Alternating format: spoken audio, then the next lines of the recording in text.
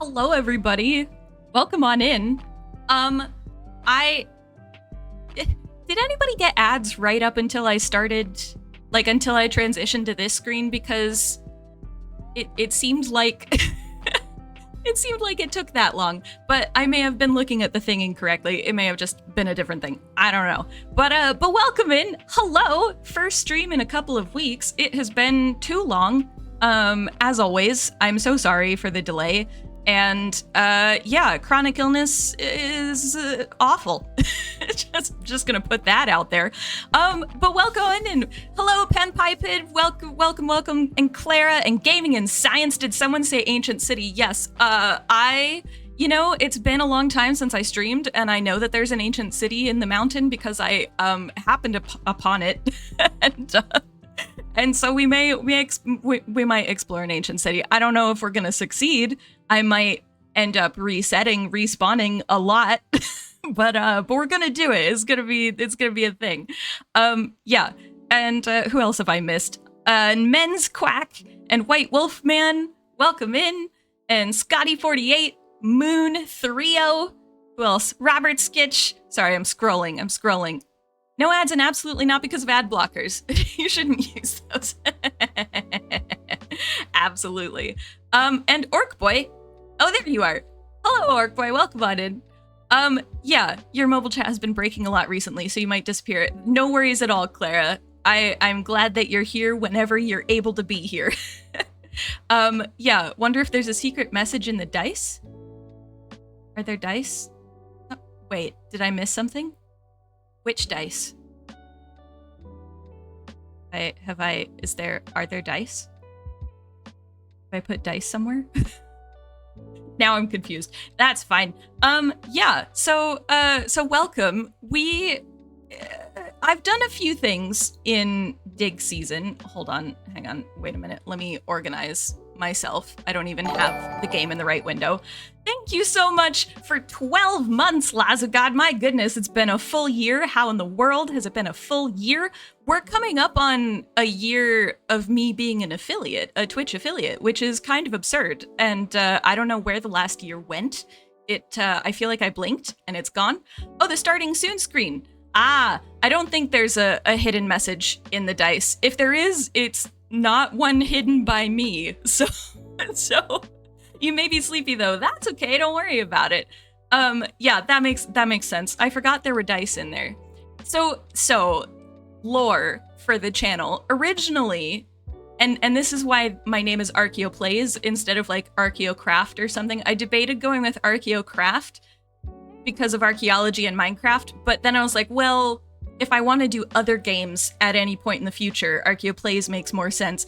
And at the start, I was playing other games like there was a Stardew Valley playthrough, there was a Harvest Moon One World playthrough, there was a Story of Seasons Pioneers of Olivetown playthrough briefly, but controversial opinion probably. I like Harvest Moon One World better than Story of Seasons Pioneers of Olivetown, not because Harvest Moon One World is necessarily like so much better programmed or anything, but because it actually requires farming to complete the game. And Story of Seasons Pioneers of Olivetown does not require farming to complete the game, unless they have updated it since, but you can just chop a bunch of trees and not farm a single thing, and you can still save the town, and it's fine.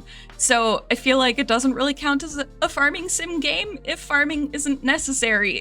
So that's the main reason. But anyway, controversial soapbox opinion over.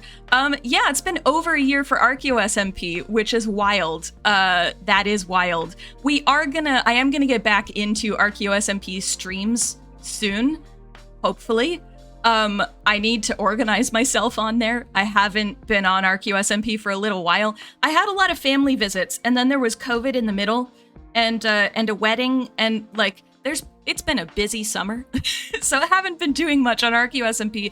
I was on for like several hours when 1.20 dropped, and I was looking for cherry groves, and I failed to find any sniffer eggs, and then I haven't really been back since because it's been so busy. But we will get back to those streams as well, I promise. There could be a message in the dice if we're doing astrogalomancy. Yeah, there could be. I what did I do for those dice? I feel like either I took a stock image online or something and kind of altered it and drew around it sort of thing, or I may have actually like just taken a picture of my own dice and then traced over them as a photo. I am not a very good artist when it comes to drawing from memory. I can trace over stuff real well, and I can do like technical drawing pretty well. People pay me to do that in archaeology, but if it's like draw a tree from memory, I'm like, I mean, okay. It looks like a 10-year-old drew the tree, and a 10-year-old who's not great at art. There are many 10-year-olds who can draw better trees than I can. But yeah, so what was I saying? The lore behind archaeology. So the dice, yeah, the reason the dice are in there is also because of the Carved in Stone project that I've been working on, which a lot of you have probably heard of already, but it's a system-neutral setting guide for tabletop RPGs like Dungeons and Dragons or Pathfinder or 13th Age or whatever RPG you want to try and bring the late 7th century northeastern Scotland into. And at times people have asked me if they could do like a sci-fi version, and I'm kind of the opinion of why not? Like it's your game. I'm not your mom, you know? Like I don't need to police anybody. So yeah, I think it would be hilarious to do sci-fi with the Picts in some capacity. Like you could do time travel. So long as you feel like you can make it work, it works. But anyway, I've been working on that, and so the dice made sense. But now I do mostly like Minecraft and archaeology, and so my starting soon screen doesn't really emphasize that all that well. But it's fine. It's all fine. Prince of Persia used tracing, and people seem to like that. Yes, rotoscoping. Yeah. I'm very good at technical drawings or at taking people's hand-drawn things and making them something that like a publisher won't be upset about for like a journal article or a book or something. I'm very good at doing that. It's having to, or like measured drawings, that I can do fairly well. It's like stuff from memory. My twin got the really good art genes. so yeah. But anyway, let me bring you guys into the game. Oh, hold on. There we go. Hi. I realized I wasn't in third person and like looking at camera, and you were just going to be staring at a desk. So, hello, welcome to dig season. And what am I doing here? I do have armor. I found some decent armor.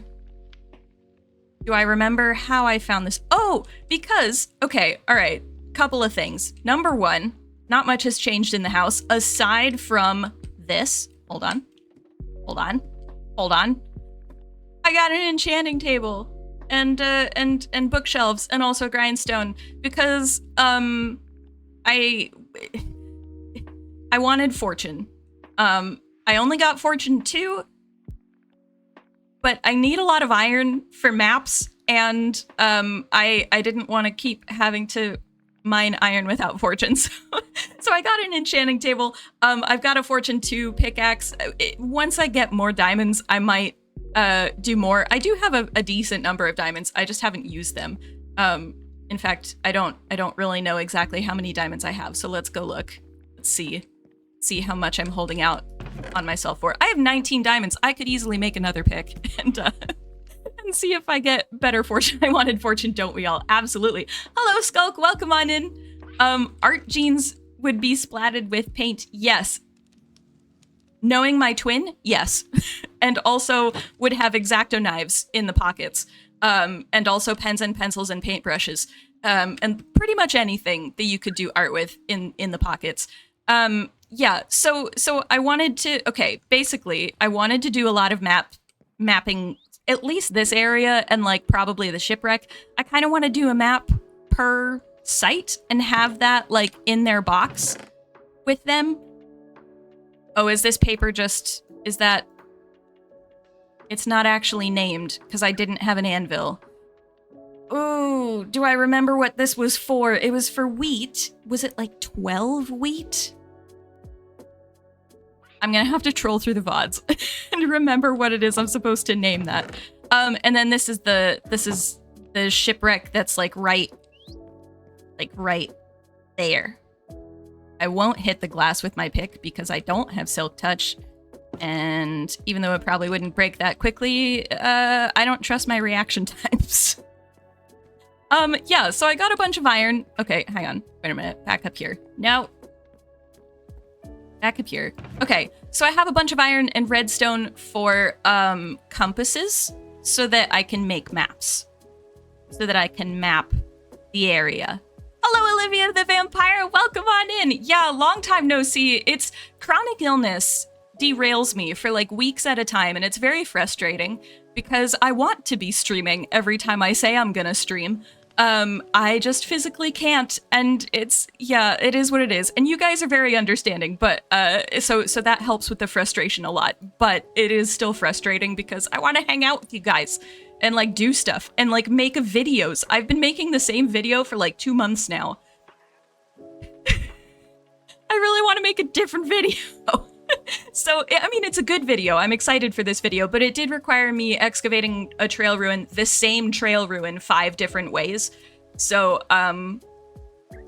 it took a while. It took a while to excavate it, and there's still a bunch of other stuff that I need to throw in there and such. The videos where I'm explaining like how archaeology works are the hardest ones to make because there's a lot in archaeology that's very technical, and so and like very complicated, and a lot of it isn't, and you can explain it in non-complicated ways, but in order to explain it in a way that the majority of people will be able to understand, I need visuals as well as the correct wording, and the visual part can be difficult when working in Minecraft.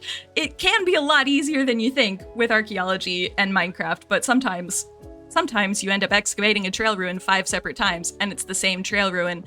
And if anybody wanted to know whether you get the same loot from the same trail ruin, if it is if it's a duplicated world, then basically yes. Also, the technique that we've done in archaeology before for excavating trail ruins is called open area excavation. That's what you saw me do with Pix and Olraf and Joel Duggan. And it's what you've seen me do if you've watched any of my streams before or videos where I've excavated trail ruins. There's another technique called the Wheeler box grid, or just the box grid. And that I have discovered is significantly worse for digging out a trail ruin. I like in the video, I'm going to encourage people to test it if they want. But like that took me 8 hours of digging, and the open area takes like 4. So the box grid, really not good for the trail ruins, just as a thing. Like if any archaeologists are in the audience and thinking, oh, maybe I should demo that. 8 hours. 8 hours. it's a long thing. Thank you so much, Olivia. I'm feeling good today, which is good. I was not feeling good yesterday. Yesterday was rough, or like over this weekend has been rough. But today I'm feeling good, and that's good. I will take it. You never get the crafting recipe of mashing compasses and paper together to make maps. Yeah, I don't think that's how compasses work. I know, it's a lot. It's so the redstone was fairly easy to get because redstone just kind of explodes at you at a certain point. And I don't mean that literally, I just mean like you mine 1 and you get like 9. It's kind of absurd. But the iron, it's 4 iron per compass and it's 1 compass per map, and that's a lot. But the other thing is that we need to make banners so that I can name places in this zone. And So we need to go and check on the sheep, although it is, well, no, we have several hours. I also added, I made a couple of data packs that I stuck in my Discord server, which you can join if you like, for anybody who hasn't. No pressure to join if you'd rather not, but you absolutely can. I made some data packs. Oh no, see, this is why we don't want to hit things, man. Okay, hold on. This, no. this. Okay. Oh wait. I'm gonna take the tools out of my hands so that I don't poke holes in my house. Yeah. So I added some data packs so that I can make ink sacs without murdering a whole bunch of squid, because I don't really want to do that. And also, historically, you can get ink from coal. You can get ink from you can get ink from coal. You can get ink from charcoal, and you can get ink from ground up bone, or bone char. And these are all smelting recipes, so you do have to fire them, because the coal, it's like you can get carbon black from like incompletely fired coal. What's the term? There was a term that was used. Hold on. Let me get you the actual term. Oh yeah, incomplete combustion. That's incomplete. I got it. I just simplified it. Which is my job. So so that's good. But yeah, so I added some data packs that let me make ink sacs, because that's the easiest way to do the item rather than add a whole new item. So obviously you don't get squid ink from these three, but you do get ink from them in history and also today. They're actually the majority of ink that we have in the world that is like black ink comes from these three sources. So there you go. Fun stuff. Hello, Miss Halcyon and Valkyrie Kiss. Welcome on in. Welcome. So yeah, so I was just kind of going over what I've done in ArchaeoSMP since the last, not ArchaeoSMP, dig season, since we were last here, when we were building the barn. So I got enchantments. I don't have that many levels, so I didn't enchant huge amounts. I did also find a zombie spawner, and I can't remember if I found that on stream or something. I had clearly been there already, but I had totally forgotten that I had been there already. So, so I found a zombie spawner, and I haven't turned it into like a farm yet, but that's there. It's useful. And then I have, hang on, wait. Oh no, I can't get out that way.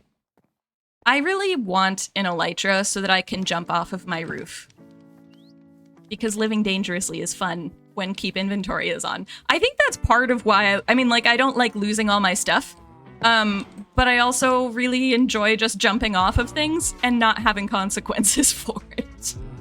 I think that's, yeah, dragon fight time. I think that needs to happen. I haven't been to the Nether yet, so there are a few things that we need to do before that happens. But the cow pen is fully finished. They're in the way they like. For some reason, both cows and sheep like to just congregate in this area here, just behind the trapdoors. And I don't know what it is with mobs and trapdoors. I don't know. I mean, if they stay there instead of escaping, that's fine. I also made a little wheelbarrow cart thing. I might put like a pot on there at some point. I don't know. This one has a slightly better outfitted thing to go up in the hayloft, but I made a duplicate for the sheep so that the sheep aren't also in a wall of dirt. And I have some shears and such. But there are also a lot more sheep. Although they decide that they can't get through here sometimes, but they can sometimes. So like, I don't really want to fix it or change it because I like the design, and for some reason, I don't know why they decide they can't go through. But they do. They just decide that they're not capable. But yeah, they're all pink at the moment because I kind of wanted drapes for my house, like curtains. But also, I just have been lazy and not re-dyed them. I also haven't gotten the curtains in my house yet. So, you know, I plan a lot of things, and then it doesn't necessarily happen. But I've done those. And then the last thing that's, like, super noticeable is I made my crop fields different. I brought the path down through where the crop field was because it just felt like it wasn't in the right place. So I moved it over and I terraced it, and I also ended up getting a carrot from one of the zombies. So now I have carrots and wheat, and also pumpkins and melons. And unfortunately, I'm very sorry to report that the chickens are still here. I have not brainstormed a chicken coop yet. That's next on the to-do list. It's like 1000% next on the to-do list. There's so many more chickens than there are cows and sheep, and I really don't... I'm glad that they're computer chickens. This is really unethical if they were real chickens. I've worked on farms that have done that, and it's horrendous. So the chickens need a chicken coop. But other than that, that's the gist. So I have maps, and we can map stuff. Well, you know what I might do is put it to a poll. I might do a poll. Hang on, let me come in here. This is how I keep my mine safe currently. It's super high tech and very, very sophisticated. Pretty, thank you, Clara. Yeah, mobs and trapdoors is a thing. Yeah, and I've never understood why mobs and trapdoors are a thing. But yeah, this is the mine. It has multiple levels. So this is the start of a coal mining level. Because coal apparently, like level 80 is really good. And then we go further down. Is that coal or is that... I think that's coal. That would make sense for that to be coal. There's also a lava pool. Okay, I found a lava pool over here. I'm also surprised that I didn't, like, destroy this while trying to find it. Normally, finding lava based off of sound alone and subtitles doesn't go that well. And then down here is, like, iron and redstone and such, and this is... I've been doing a lot of mining. I've been doing a lot of mining at this level. But then if you come right down here, we have deep dark. And that's, yeah, there's also iron right there. That's good to know. And then if we come down this way, there's deep dark down there as well. So, you know, and there's an ancient city. I may or may not have already triggered a shrieker like 2 or 3 times. So yeah, so ancient city is gonna be interesting. But yeah, if they fix mob pathfinding too much, it would probably break too many farms. That is very true. That's very true. Then I need another block that's like a spruce trapdoor that's just as pretty as a spruce trapdoor that they don't pathfind weirdly too. That's what I want. That isn't a wall. I want it to be a trapdoor or something similar, like that thinness. That's my request. That's, you know, just a simple little thing. Minecraft is, you know, it's probably not. I mean, like, coding a single item in a video game probably isn't that bad, but like the amount of having to differentiate between that and a trapdoor, yeah, I don't know. I don't code video games. So yeah, so here, let's do a poll because I can, and see where manage poll. New poll. Okay. Deep, dark, or maps first. Deep, dark, maps. Right. Start poll. Poll should be up. Let me know what you want to do. I have a feeling a number of you are going to just go for deep dark first, which is perfectly fine. I have no issue going into the deep. I'm just realizing that, like, I'm down here already. We could go to deep dark or we could go map stuff. I like both as an option. Also, I wish that we could map underground areas. Like, if we go to this ancient city, it would be cool to be able to map that in the game. And I know you can get a mod that does that, but I hesitate to add mods, mostly because a lot of people can't necessarily play with the same mods. So I kind of want to keep it as vanilla as possible. Like, data packs are fine just because they're kind of downloadable and they're using the game's code already. Whereas like adding a mini map or something, that kind of works. I want like a physical copy of the ancient city. Because, like, we're probably going to have to, like, draw something. And that's going to take a while. The ancient cities, just for anybody who isn't necessarily an archaeologist, cities or sites that have as many structures as ancient cities tend to, those in real life would take, like, at least a decade to excavate, unless you have a big team. It's possible if you've got a load of people that you might do it faster, but to do it well, it's gonna take a while. In fact, it might even take multiple decades. Like, it could easily be somebody's life work excavating a city of that size. So hopefully it won't take that long to like document it in here, especially because I'm paring things down a bit, and also because mining out a meter of stone is a lot easier in Minecraft than it is in real life. But yeah, it's a big thing. There is a way, a little thinner maybe, but make a map art of a trapdoor and place it in the item frame. That is very true. That's very, very true. I'd forgotten about that. I did that for, if you saw my video on Bran Castle, the castle that was the inspiration for Dracula's castle, probably, that I use a lot of map art on item frames for, because it has a lot of fancy designs kind of around the balconies of places. But then the difficulty is when and I don't know if I just did something wrong. I honestly haven't looked into it too hard. But when I tried to save the schematic, it didn't save the map art because the map art isn't in the schematic file. So like, I don't know if there's a way to make schematics with map art, which isn't like a deal breaker. It's just a thing that I'm conscious of. The dull practical creature voting maps because practically a map would be so immediately and long-term helpful. Yes, they would be helpful. And the markers, yeah. Meanwhile, we explore in a couple of hours. Exactly. You can map the cities, you just have to remove everything above them to the sky. Yeah, but I like my mountain. And I don't want to have to rebuild it. That's the other thing. I don't want to have to excavate the city and then rebuild the entire landscape on top of it. That would take so long. Oh my goodness. That would be the only thing we do in this SMP for like a year or more. Maps are stored globally in the world save, not in the map items data. Yeah. Also, welcome on in, the Wormbo. I don't know if you've been in here before or if you're a longtime lurker, but welcome on in. But yeah, so like, again, it's not that much of a deal breaker. And I think with Bran Castle, it was one where I just like told people, FYI, this is the map art. You can, you know, do with it whatever you want, or ignore it and do something different. But if it's something like map art for the ancient city, I don't know. That's why I'm always hesitant about map art a little bit. I do also because it takes forever if you don't have world edit.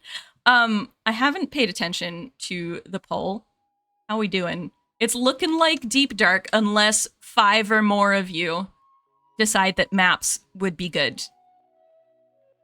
So we might be doing a deep dark. I'm gonna at least get a bed. I'm gonna go back up. Oh, it's dark as well. No. It should be fine. Nope, don't go that way. Go this way. I can generally outrun mobs, usually. Probably. Sort of, kind of, maybe. There's a reason keep inventories on. There are a lot of reasons keep inventories on, but yeah, one of them is my clumsiness in Minecraft. I'm so clumsy in this game. Okay, all right, let's sleep and then get a bed, and then I'm guessing it's probably gonna be, yeah, deep dark. Okay, cool. I think a bunch more of you ended up voting deep dark, so that's good. I also, in case you're wondering whether I regret putting my bed at the top of this tower, the answer is yes. Every time I climb up the stairs, I'm like, man, I shouldn't have my bed up here. But at the same time, I don't want to change it. So, but I do think about it every single time I'm running up, being like, I need to go and sleep. And I have to run up like 4 flights of stairs. 3 flights of stairs, but still. Okay, bed. So let's get rid of all the stuff that we don't need. And we probably will do some mapping as well, later. Let me make sure that, oh, I'm putting, so the thing is that I have wool, but I also need wool for the markers, but that's fine. I can use 28. That works, right? Should I get shears? Probably. That will probably be easier. Okay, so here's the thing. Exploring this site, I don't want to end up taking the wool that's there, because I don't want to take anything that's there. I just want to explore it. Because otherwise we're looting. And we shouldn't, oh, my shears are over here. And we shouldn't be looting an archaeological site, right? So now, oh, Deep Dark definitely. Hey, Dan, welcome on in. Keep inventory will come in handy for the Deep Dark. Yes, I, as a chronically ill person who has relatively low reaction times due to being in constant pain, and so my brain is focusing on that instead. The keep inventory is just more fun for me. I really don't enjoy grinding for like 4 or 5 hours and then losing everything to lava or something. It's like, no, that doesn't make this game fun for me. So I tend to play with keep inventory on. If I'm on a server, then I'll go with whatever the server is using. But generally speaking, I prefer to just keep stuff rather than have a ridiculous number of copies of things, basically. Yeah. So not planning on removing the shriekers and the sensors, but that would be okay. All right. So this becomes a debate now, because ethically, archaeologically, you would try to disturb it as little as possible until you're able to excavate. But the shriekers, that's a good reminder about the shriekers, Clara, because I'm just gonna die over and over and over again if I don't remove the shriekers. In part because there's already an area, like the reason that I've already tripped things at least twice is because there are two shriekers at different levels to each other, and it was impossible to get out without tripping them. So yeah, are the skulk blocks part of the site, or are they an infestation vegetation? See, that's the debate. And I think that's a really good question. Clumsy in Minecraft, you and me both, you were playing the other day and a hole appeared next to you. That's how you found the creeper. I have had that happen so many times. Like, oh, what? Oh, okay. Yeah, yes. I also have had things where, like, I've gotten all of the wrong ingredients to go and make a thing. Like, every single thing is the wrong ingredient. I'm just like, this is not a good day. So some of the days when I call off stream, it's because I'm sitting here like prepping for stream and nothing is, I'm not doing anything correctly. And it's like, we don't need to, in 3 hours, this is just gonna get worse. So I'm gonna call it while we're here. You would consider shriekers as vegetation. Can remove and place them back in the same spot. That's true, but then I'd have to keep track of where they all were. Although we do have Lightmatica in here, so I could use some GIS. I could do a scan of the ancient city and get a schematic, which would then let me put the shriekers back where they're supposed to be. Or at least tell me where they were, if I do it before I remove any of them. Do I want to do that, though? Just the thought of, like, getting through an ancient city without removing any shriekers enough to make a schematic of it makes me feel like it's not gonna go well. You wonder if a proper exploration would begin by feigning ignorance of the nature of shriekers. That's true. Because technically, I wouldn't know what the shriekers are, would I? If I'm not from this area. Which I kind of assume as a player, like, you're not necessarily from this world. You don't... Yeah. Hang on, wait a minute. It's a good idea to deactivate them. Yeah, need Silk Touch, that too. I don't have Silk Touch yet. You were wandering a new seed, fell into a ravine, landed on a skeleton, shot by his friend behind them, and was able to escape with half a heart somehow. Oh, yeah, Valkyrie Kiss, I feel you there. If you watch the first episode of my Archaeologist's Guide to Minecraft, I walk straight into a ravine. It's kind of embarrassing. I survive, but I literally walk straight into a ravine. It's not even a mistake or an accident. It just happens. Okay, so there's this bit here that goes quite far down. I think this might be the bit that starts getting into ancient city territory. Or it's the bit where the shriekers were. I don't know. This is near where my zombie spawner is. The zombie spawner is up there. Oh, this is the bit with the shriekers. I think. No? Oh, apparently not. Okay. Well.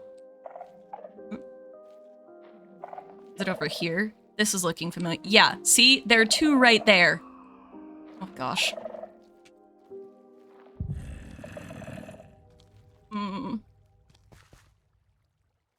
Okay, so that's warden approaches. When does it reset? Does it reset over time? The number of times you trip the thing?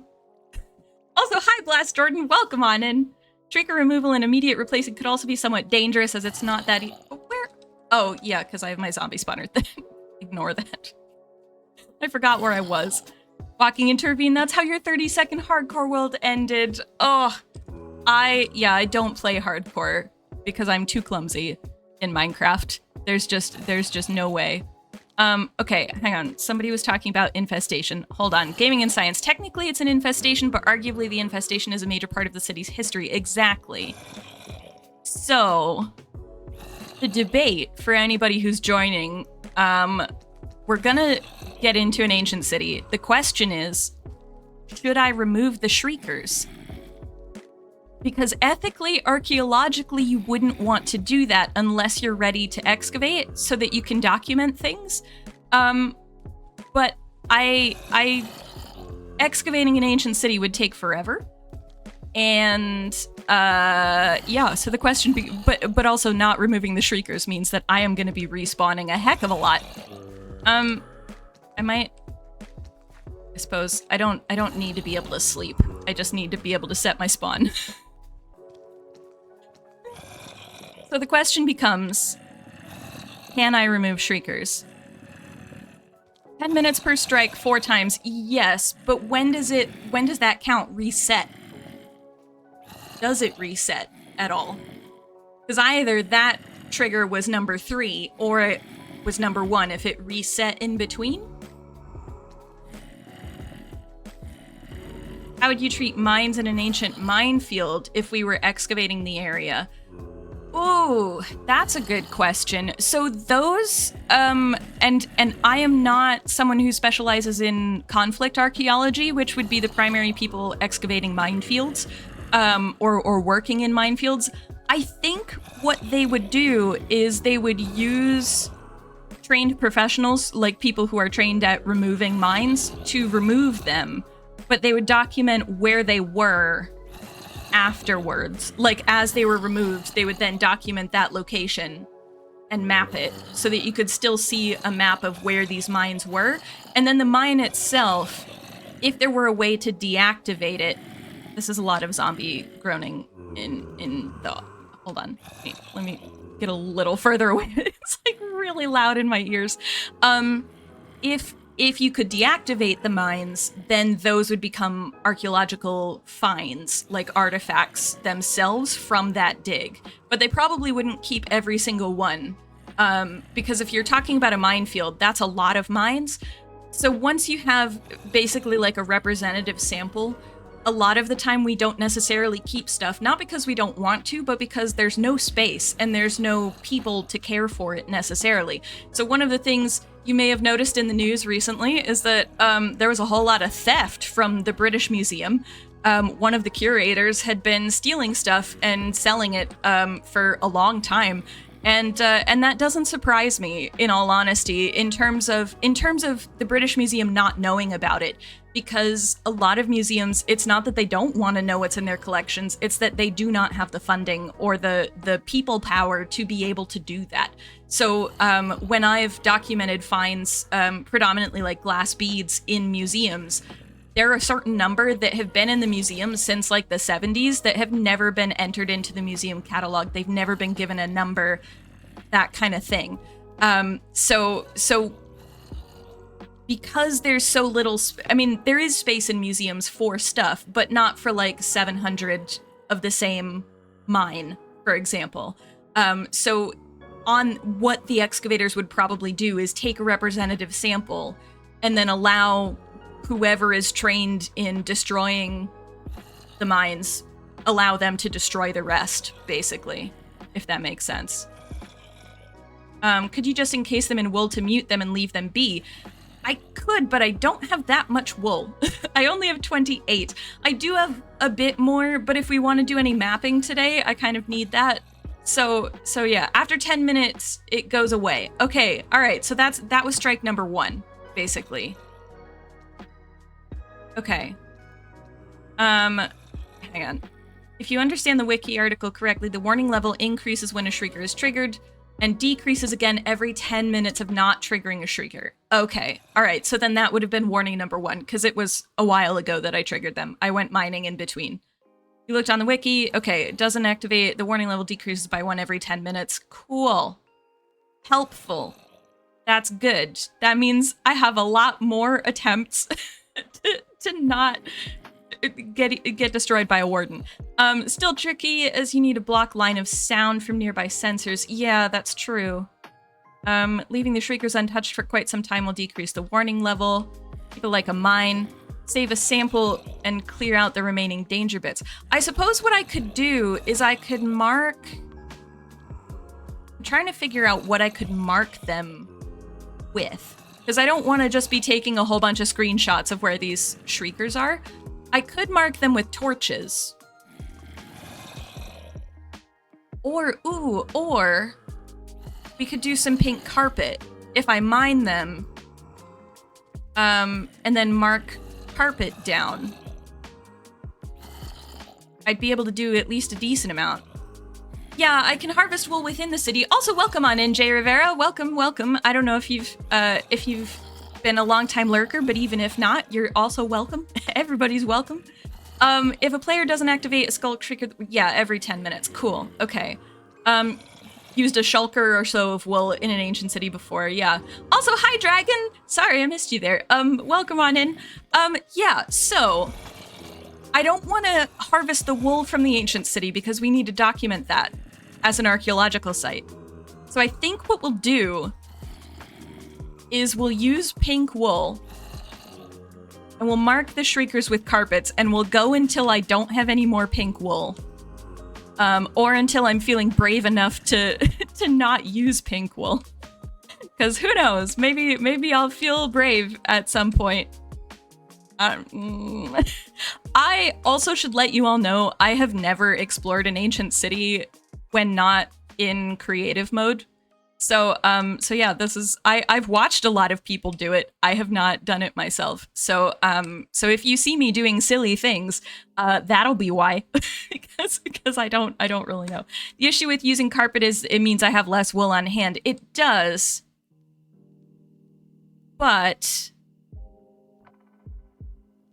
I feel like it would stand out more than the torches, because I feel like I'm going to be putting torches. But then, am I going to be putting torches places? Because if I put torches, well, I mean, we need you guys to at least be able to see. We'll get down there and see what we can do.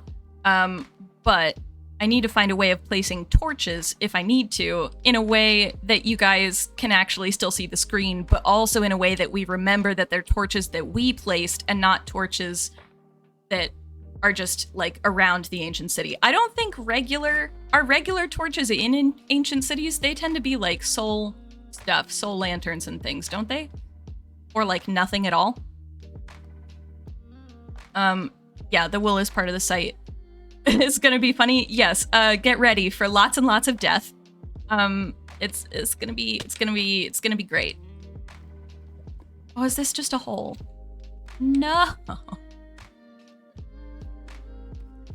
I was hoping this led further down. Okay, do I know exactly how to get to the deep dark? Oh, right, and there was a staircase. Okay, see, you can tell that I've been down there before and built a staircase and then forgot about the staircase. This is why keep inventory is on.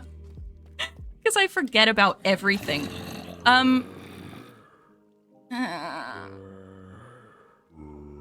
I feel like because of the way that this is oriented, it's just gonna trigger. You don't know how planning on looting the chests. Yeah, I don't know. I think we're gonna just look at the chests And then if there's something like Swift Sneak or something, what I might do is take it and then take a... Well, ooh, although this is another question. Does this mean I can never have Swift Sneak in this playthrough? Because you can only get it in ancient cities. Okay. Okay. There, what's over this way? Not that I necessarily need Swift Sneak, because I've never really played with it anyway. But it would be interesting to have that kind of limitation. I hadn't thought of it before. All right, this is nowhere. Hold on. Also, I love that there's such chill music when I'm about to go into the least chill part of Minecraft. I am less afraid of the Nether than I am of the Deep Dark. Can you tell? It's gonna be fun. You only dared exploring an ancient city in survival with an active warden switch. Yeah, I also don't have anything to distract the wardens. So yes, expect a lot of death. There's gonna be a lot. Oh, hang on. If I go, wait. Correct. If I go to another one. Wait. It would speed up. Thank you so much for the follow, Shenko. Welcome on in. Would using the Swift Sneak fall under something like experimental archaeology? See, it's something where I wish we could, I can't get closer to it, can I? I won't be able to get a, can I hit it? No. Okay. Well, see, this is the thing. it's that they're right there. So, and then as soon as I hit one, the other one's gonna be triggered, right? So we might, least chill, you'd say it's the most chill except for the warden. That's very true. Although that's a little like saying that the Nether is the most chill aside from the lava and the ghasts and granted, the Nether does have a lot more going, but like, I feel like, I don't know. I think a certain amount of it is fear of the unknown. I don't have Silk Touch. I am just gonna destroy this. But, okay, this takes a while. Is there a better way to do that?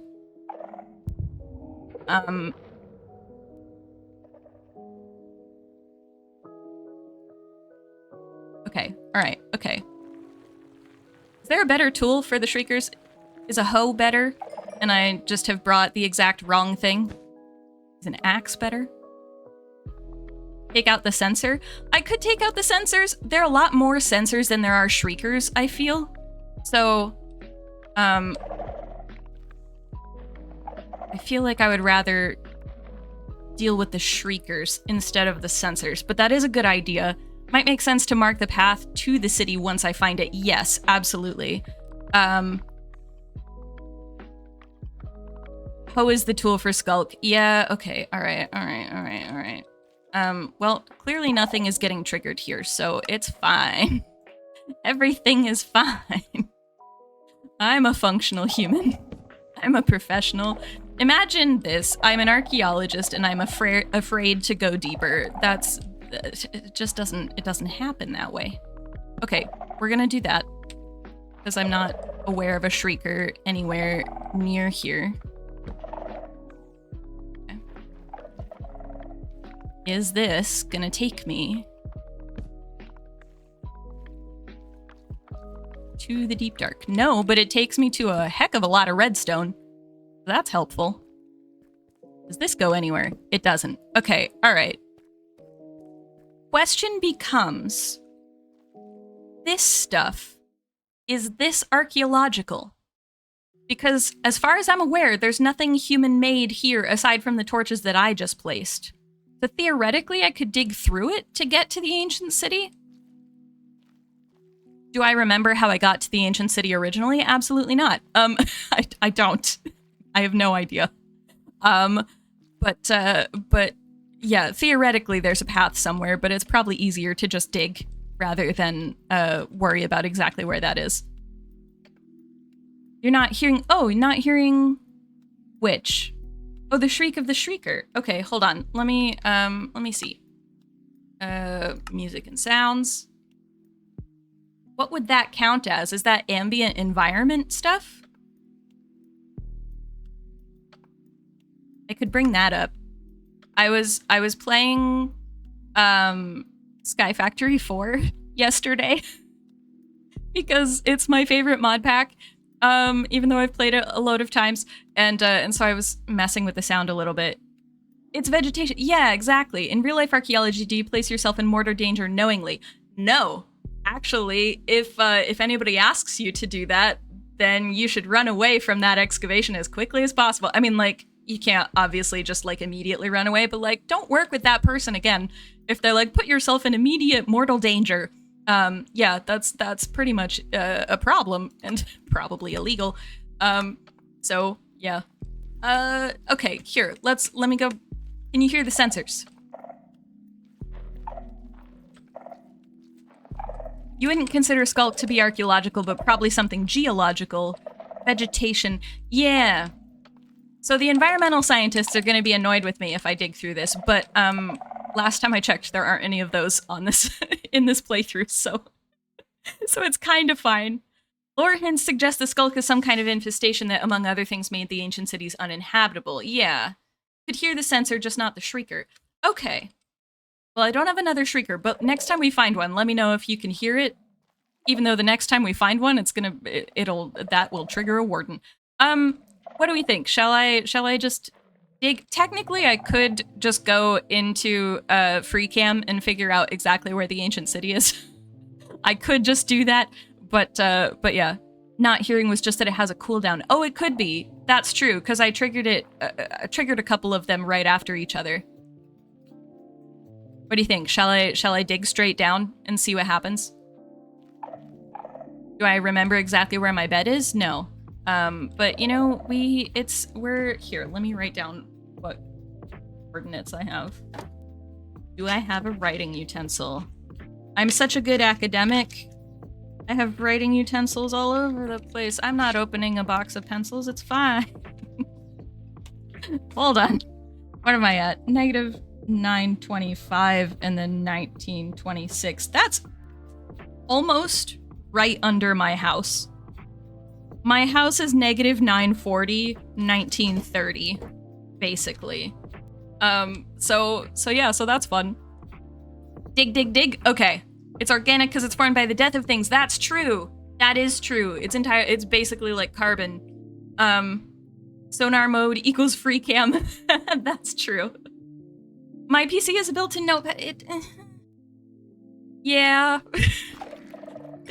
This is gonna go well, you guys. It's gonna go well. And yes, I'm using an iron pick, not because I want this to go slowly, but because I don't want to use up all of the durability on my diamond pick. Before I'm able to repair it. That's the word. I'm a professional. I'm sure this is very dark. Hold on. There we go. That would explain why I got the land so cheap. That's true. That's very true. So the warden is living in my basement. Also true. Here, actually, we could can we free cam all the way up? Hold on. It's gonna be a while. Ignore some of the stuff. Okay, it's not directly under my house, but it's pretty close. It's pretty close. Yeah, so. You know what? Let's live dangerously. Oh, this is bedrock. Never mind. Okay, alright. Okay. It's a good thing I have blocks. That would have been hilarious if I had failed. That would have been hilarious. I kind of wish that is how that happened, in all honesty. There's a part of me that's like, that would have been a really good clip. Might as well be in my basement. Exactly. I am at minus 40, so yeah, you're right. The floor of cities is something like minus 51. Okay.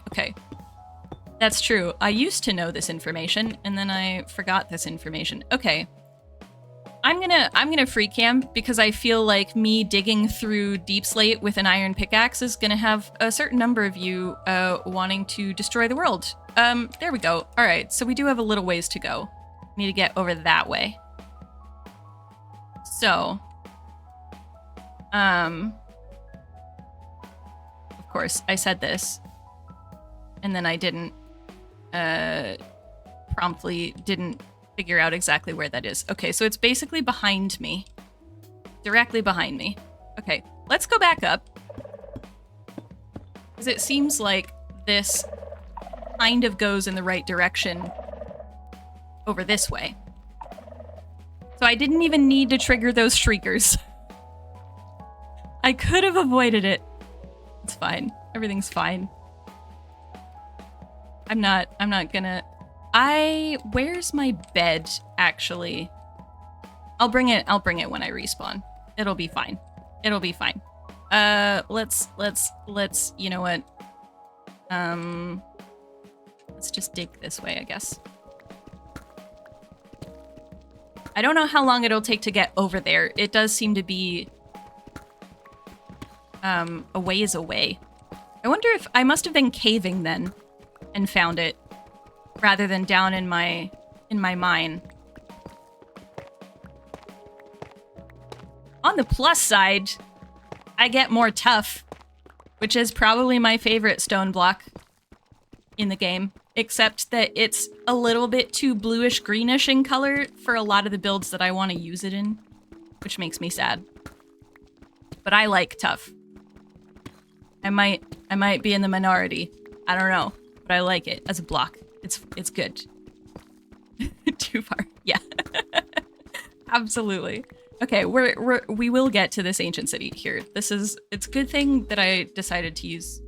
Gonna spawn? Are we gonna render? Gonna render stuff? There's deep dark over there. Okay, alright. There's a massive cave over there. Oh, there's a hole. Hold on.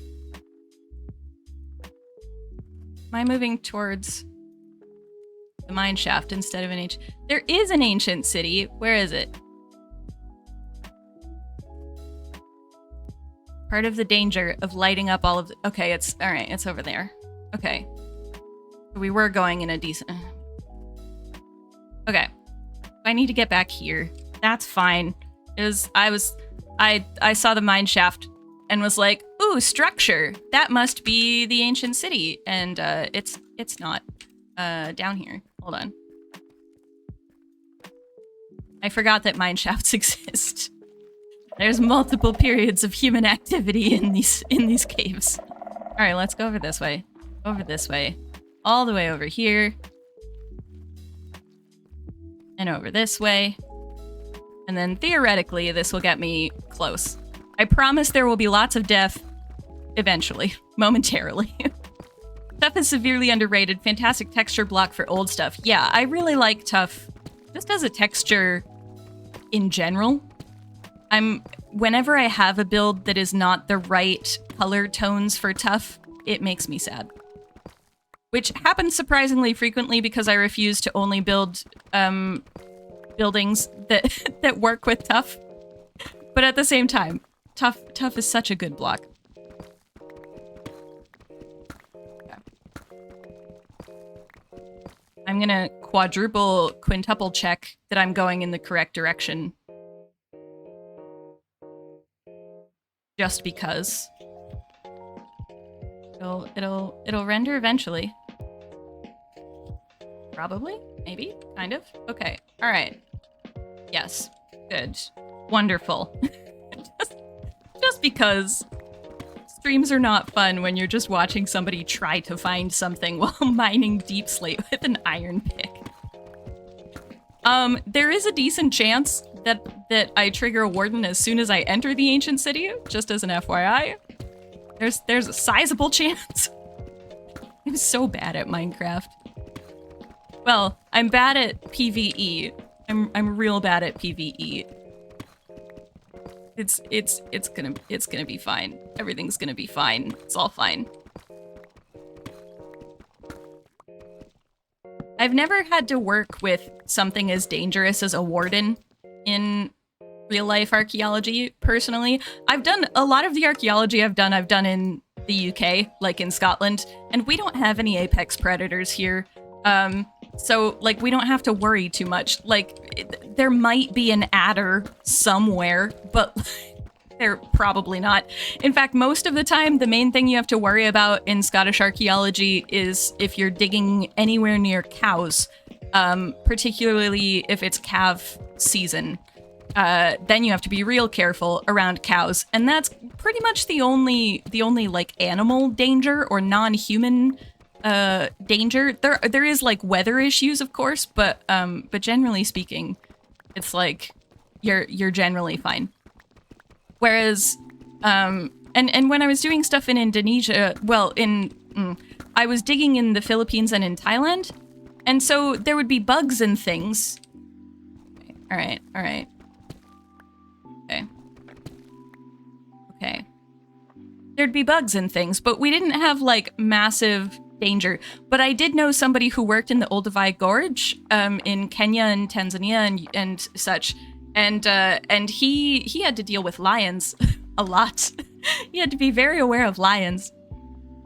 The midges, though, yes. Although, when you work on the islands, it's very windy, and so you don't have to worry too much about midges. Or at least not as much, which is very helpful. Okay, we have entered the ancient city. I love how I don't even have that many torches. It's fine. I have wood. It's all good. Everything's fine. We're just gonna light it up. Okay. So we are gonna, I guess the goal at the moment is to map this ancient city. So let's do, okay, I need to make this visible. Hold on. We need to make it visible. Okay. And then if I scroll down a little bit, okay. Think that puts us minus 50. That's, wait, hold on.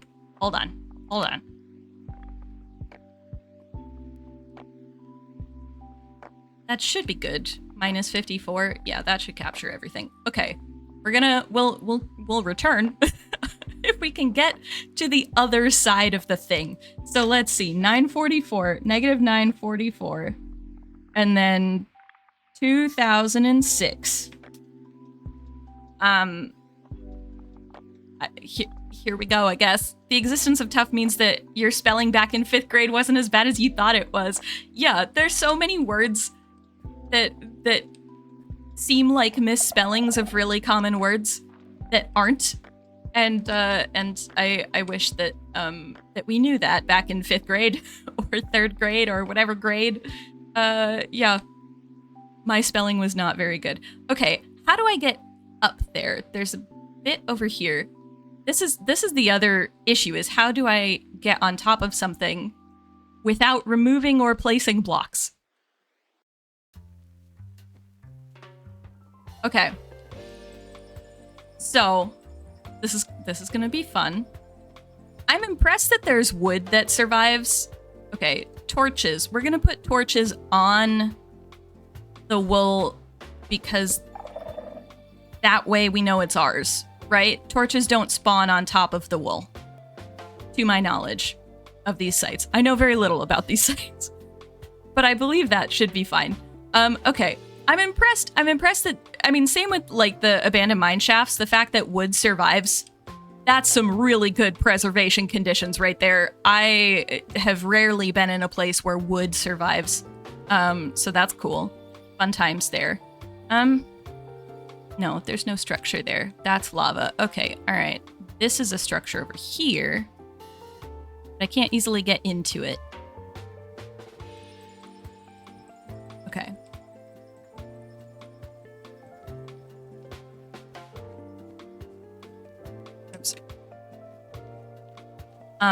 To answer anybody's question, yes, we do sometimes just fall into holes in real life archaeology as well. Maybe not meter deep holes, but it definitely happens. Okay, so there's a chest over here,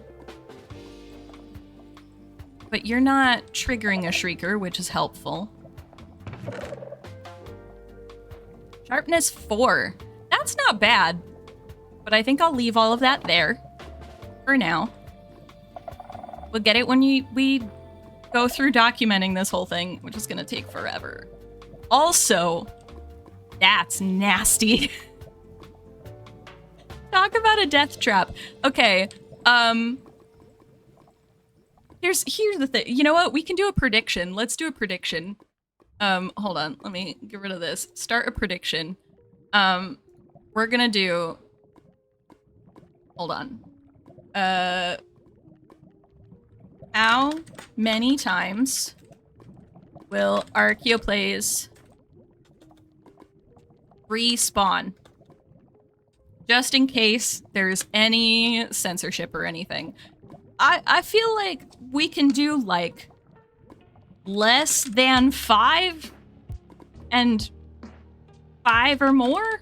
Does that seem reasonable? I feel like that's being very optimistic. Oh, technically there can be a third option. I don't know that I like having that many options. I feel like two works. You've not seen torches on wool unless you or someone else has put it there. Cool. Your site director over the summer trashed your unit wall when stepping too close to the edge and almost fell into the unit. Yeah, that happens. So generally speaking, it is kind of funny that the site director did it, because then you can feel a little bit better about any mistakes that you've made. But still really rough, not good for the archaeology. But yeah, if you walk too close to a trench wall, the wall can crumble and you can fall in, which is one reason why stepping the walls down, like if you go really deep, we go down by, like, say, I don't know, half a meter or a meter, and then we cut in a little bit and then go down further if we're gonna go deeper, just because if the wall collapses and you're in a 3-meter deep hole, then there's a decent chance that something real bad is gonna happen. So yeah, but also it's interesting because in the UK, a lot of our archaeology is right at surface level. Like, a lot of Neolithic stuff is right there at surface level because of all of the farming that's been happening, over the centuries. So basically our trench walls are never terrible. I mean, sometimes they are, but they're not frequently super deep. But even so, like, we put, like, wooden boards along the trench walls just to kind of give a little bit more, basically when you step on it, it spreads your weight out a little bit so that you don't end up collapsing the trench wall. I mean, you can still if you try hard, but it's harder to do accidentally. Also, thank you so much for the hydrate, Dragon. Everybody take a drink. Also, this is your reminder that if you normally take medications at this time of day for whatever time zone you're in, you should take those medications. Also, yes, I'm realizing we've passed the 1 hour mark. I might take a brief break, just to let everybody stretch and move around and get some water and some snacks and things. It'll only be like 5 minutes. I'll run an ad as well so that new people joining us don't have to sit through pre-roll ads. They can just hop right into the madness that is about to happen. And it gives you guys some time to decide what you want to do for this prediction. I'm gonna go with less than 5 deaths or 5 or more deaths. I'll go with that. You'll have 5 minutes. Got it. Okay. You'll have 5 minutes to make your predictions with your channel points, because, you know, I gotta do something with them. and yeah, yes, Is it gonna be annoying being this close to lava during a break? It might be. Let me try to not fall into lava.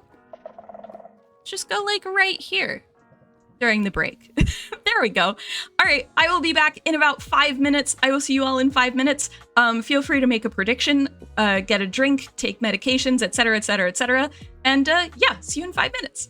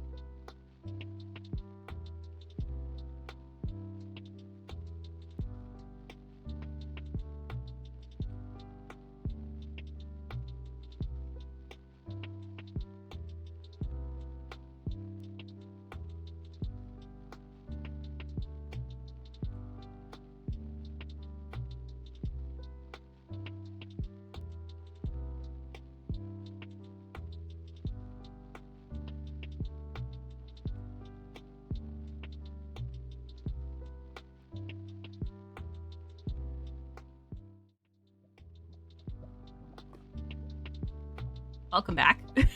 Welcome.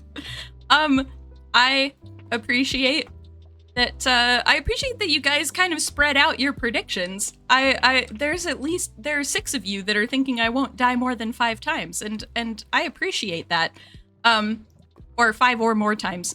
I did also notice that Moon bet like 5,000 points that I would die more than 5 times, and I appreciate that, Moon. I'm not gonna try to die that many times. Similarly, I'm gonna do my best. I'm gonna exist. I'm gonna hope that whatever I do works. But I appreciate I just appreciate the 5,000 bet of me dying a lot. It's gonna happen. Okay. Well, that's a lot of books. I wish they had stuff written in them. That would be really cool.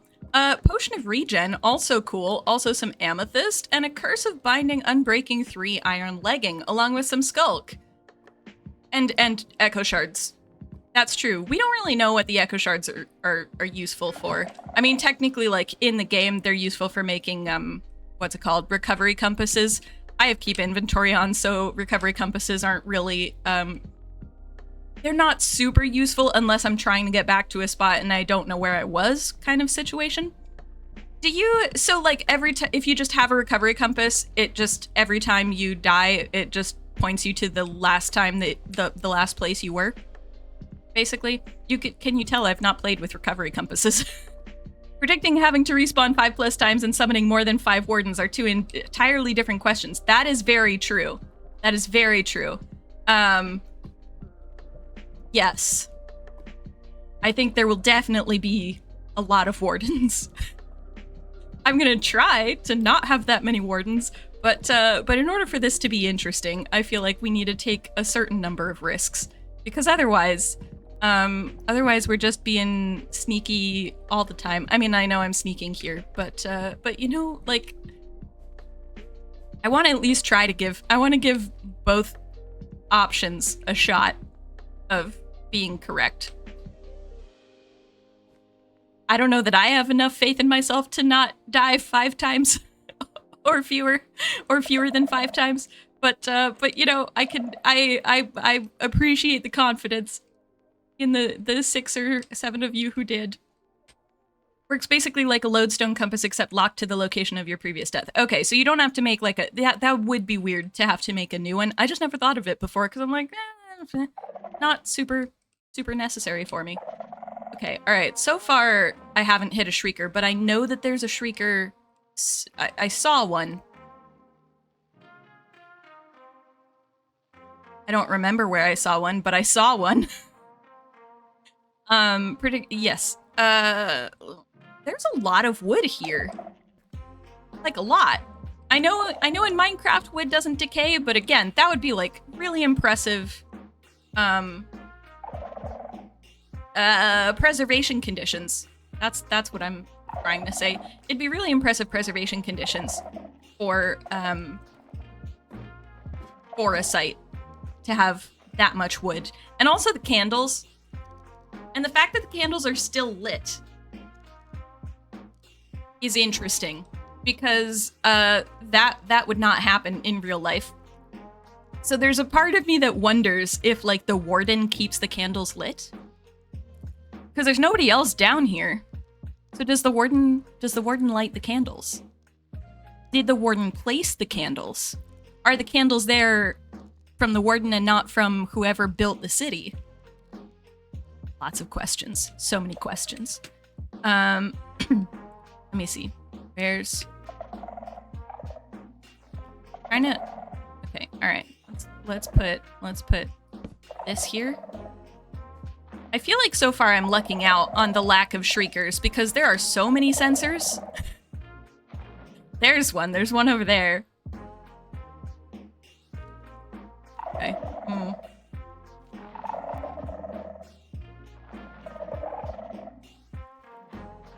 Am I sneaking? No, I'm not. Should I sneak? Probably. Okay, I'll sneak closer to this shrieker because I don't trust the shrieker. And I'm pretty sure that the next shrieker I trigger is gonna be a warden spawn. I'm pretty sure. I think. I could be wrong. Maybe the nature of the skulk? Oh, hang on, wait. Looks like a lot fewer shriekers than the city you explored. Yeah, I feel like, oh, I forgot there was a shrieker there. Approaches is fine, right? Oh, because it's been more than 10 minutes. Okay, all right, okay, yes. I forgot about the 10-minute thing. That's helpful. Okay.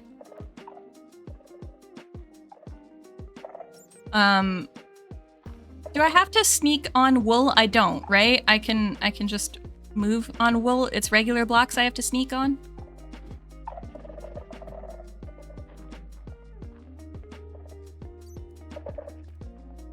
This is an impressive site. I'm a little sad. Like, a part of me as an archaeologist wishes that there were more finds around. Like, more... Oh.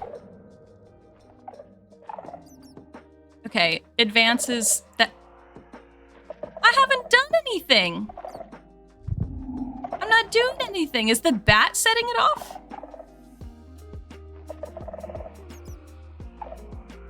I haven't done anything. Oh god. Oh no. Okay. Alright. Hello. I don't know where you are. Oh, I love how I thought I was sneaking and I totally wasn't. I was using Palea controls. Just...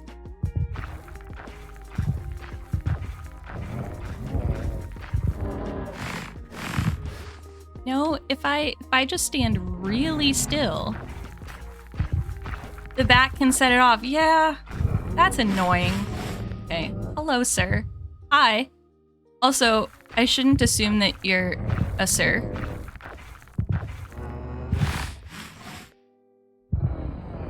If I just stay here, you know I'm here.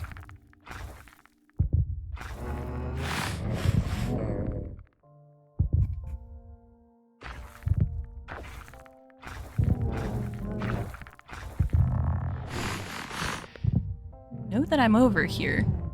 I go this way.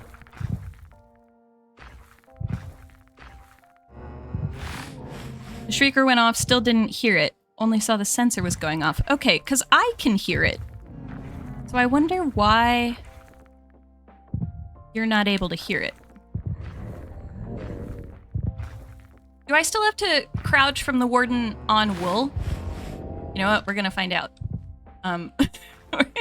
Rather...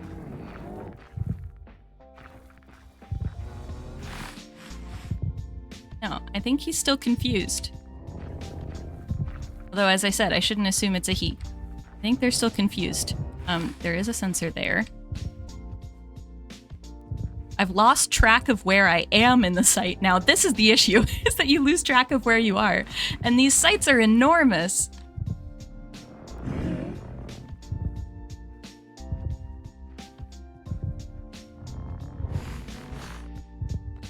I like the idea that he's all confused. Okay. Can you get me from there? I don't think he can get me from there, right? They, not he.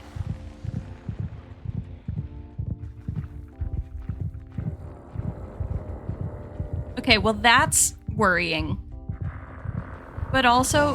Uh-oh. Okay.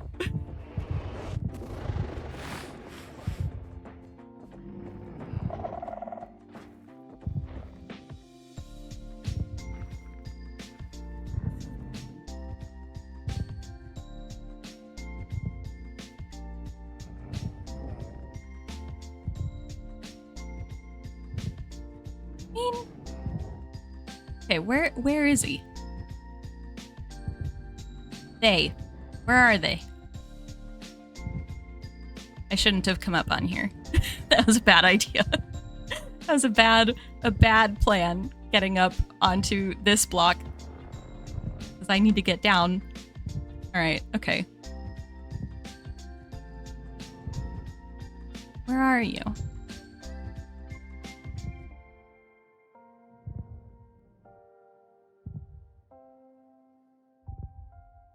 Okay, I'm still sorry. I'm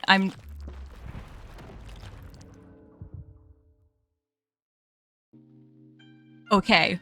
Survived warden number 1. Presumably at the bat. Yeah, I feel like the bat set it off. That's annoying that bats can set it off. That I feel like I knew that, but I also didn't. Okay, all right. One warden down.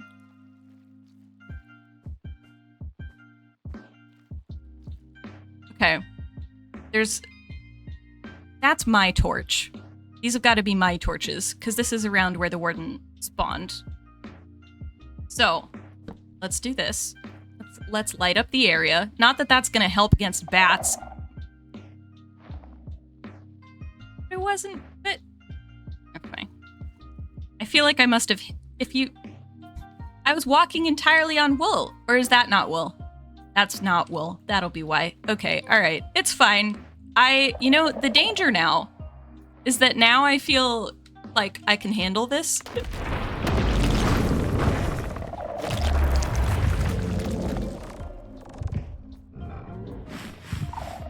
I can't handle this. I can't handle this.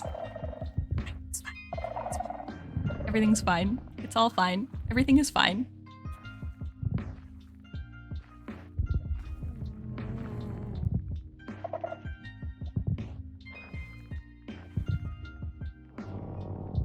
Standing on sensor equals bad. Was I was standing directly on it? Yeah, that I could, yeah, like I did just there. I could see how that would be a problem. The sensor doesn't really need to hear anything to know that something's there, does it?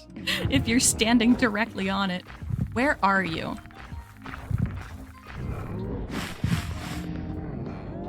Why are you so loud when I can't see you?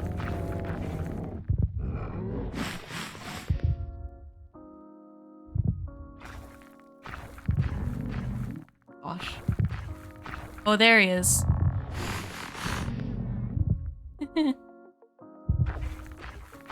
Hey. It's fine. Everything's fine. This is, you know, standard archaeological dig. Just, you know. Let's not stand on this sensor. Oh, nope. Never mind. I'm paying too much attention to where the warden is, that I'm not paying attention to where the sensors are.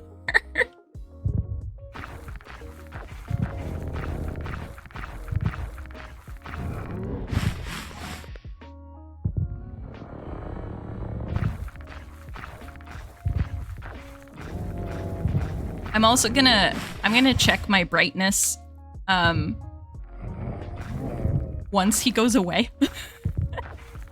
Just because I feel like you guys can't see much.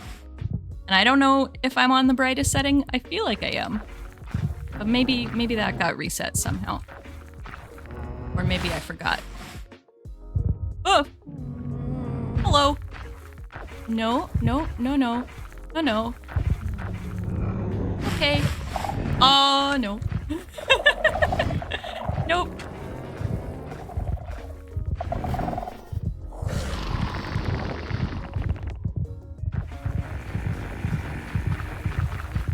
Oh, no. Okay. All right. I don't have an elytra, so this is gonna go poorly. Yeah. Okay. Well, that's good. That's one. We've had one death. One respawn. Okay. Oh, it's all... Why is it all... Oh, because that's my... I thought it was just weirdly hazy. No, that's my selection box. Okay. Let me check my video settings. It is on bright. Okay, I need to... I'll investigate gamma stuff so that you guys can see a bit better next time. Do I remember exactly where we went? It was down here, right? Because the shriekers... Yeah, this way. right? Yeah. Here, we'll move the bed a little closer. Just because I don't want to have to run the whole way every time. That warden's still gonna be there, isn't he? So I still need to avoid it. I'm just not quite in the same spot, right? I think that's how this works. Hold on, let's put the bed down. Let's also just briefly turn this off so that we don't have a ghosty box places. Like at least a minute after it got me. Yeah, still up. Yeah. Hey, I mean, we were kind of hoping for at least one respawn, right? Because otherwise, this wouldn't be nearly as entertaining. Okay. All right. Well, he's that way. So I'm gonna go this way. And I'm probably gonna still fail because I'm still running around forgetting to sneak. Because I like to throw caution to the wind. Maybe, I don't know. Okay, here I can just run. I appreciate that a significant portion of these structures are just wool, so that you can just run. But there was a tower thing though that I wanted to investigate. But I think it's over there, where the warden is. Oh, there's a shrieker there. Okay. Let's get rid of you. And then can I, yeah, there we go. Yeah, I know what I'm doing, kind of. Let's do that. It's fine. Whoop. Let me make a few more torches. Okay. All right. Okay. You know, keep inventory should make me feel a lot safer, a lot less worried. But somehow it doesn't necessarily, and I don't know why. Okay, let's explore this thing. I know I'm not sneaking. Look, we gotta live dangerously. Sometimes. Sort of. Kinda. Maybe. That archway is cool. I don't know that I've seen that. That's really cool. Cool architecture. This is... Welcome to an archaeologist exploring a thing. I get excited over random stuff like architecture. I mean, the archway's cool. To find an intact archway underground in an ancient city, that's really cool. That's like, this is like find of a lifetime sort of thing. It's cool. It's cool. Okay. There's Shrieker over there that I really don't want to trip, but I probably will. Accidentally, or even not even more just clumsily. This is, again, I'm clumsy in Minecraft, in part because I throw caution to the wind at times, because I get bored of moving slowly, and then I'm like, let's just do it. And then of course wardens spawn, and this is how it goes. But yeah, click the bed. Oh, did I not click the bed? That would be a problem. Okay, let's click the bed. -944 2006. Okay. Let's get back to where the bed is, because spawn is not near my house. So good catch. Very good catch. Where's my... Is it over here? That's a whole lot of torches. Oh. Yeah, okay, all right.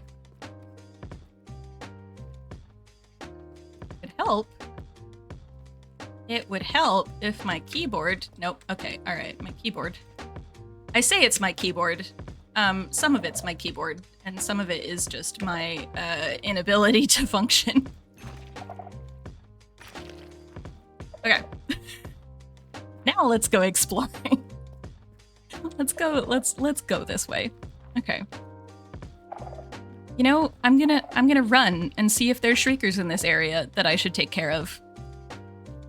Okay, I'm gonna stop running because we know that there's a shrieker like right here, right? Up this way? There. Okay. Let's... Oh no. hoe is the best tool. Can I reach you from here? I'm not gonna be able to reach it while crouched, am I? Okay, I can reach it. Here, maybe.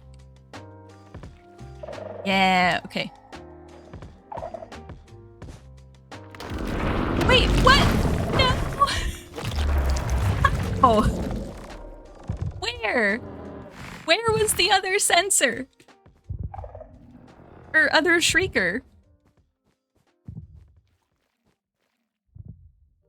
It's gonna sit here. Apparently there was another shrieker. Yeah, time is the only controller for warden spawn despawn last you heard, but you've not checked the recent update logs either. It doesn't reset. Wait, what? Oh, if death resets warden spawn countdown. I don't think it does, no. I didn't think I had set off that many shriekers. Okay, well, I don't hear the warden. I can't have figured out where I've gone.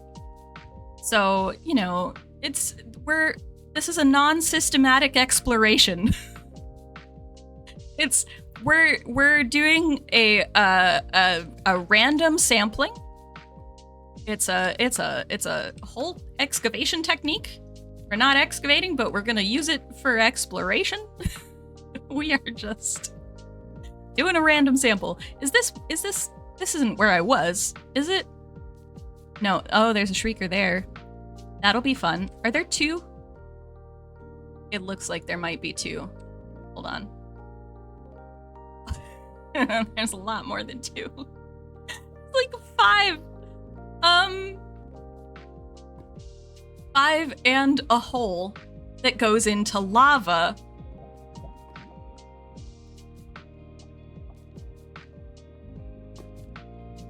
Once you trigger 4, you're at 3 until the needed time passes. Ah, summoning a warden does not remove the counts of shriekers triggered. Aha. That makes sense. Definitely not fully reset. Yeah, okay. Might have been above me. Yeah. Warden's respawn decays over time, takes around 10 minutes. Yeah. Okay. Yeah, I know. I wish there were just 2. I do have some wool. Is that gonna make a difference, though? I feel like it's not gonna... As soon as I place the block, it's gonna trigger. So it, like... Right? Or does placing wool doesn't trigger? Right? One way to find out. Okay. I do have enough wool for this, theoretically. Can you put it on top? Oh, well, I guess if I'm mining them. But can I put it on top of that one while I mine this one? This isn't gonna go well. This is not gonna go well. Looking like time for a tactical retreat for more resources. It's fine. Oh, there's this one over here, of course. Hold on, wait a minute. I forgot that one existed. So here, let's... Somehow that didn't trigger it, though. One of these days, I will stop walking on top of sensors. I'm gonna learn to do that at some point in the future. Probably, maybe.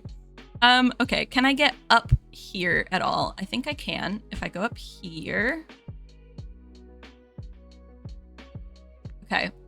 And then we're gonna slowly move around here and see if we can just mine this.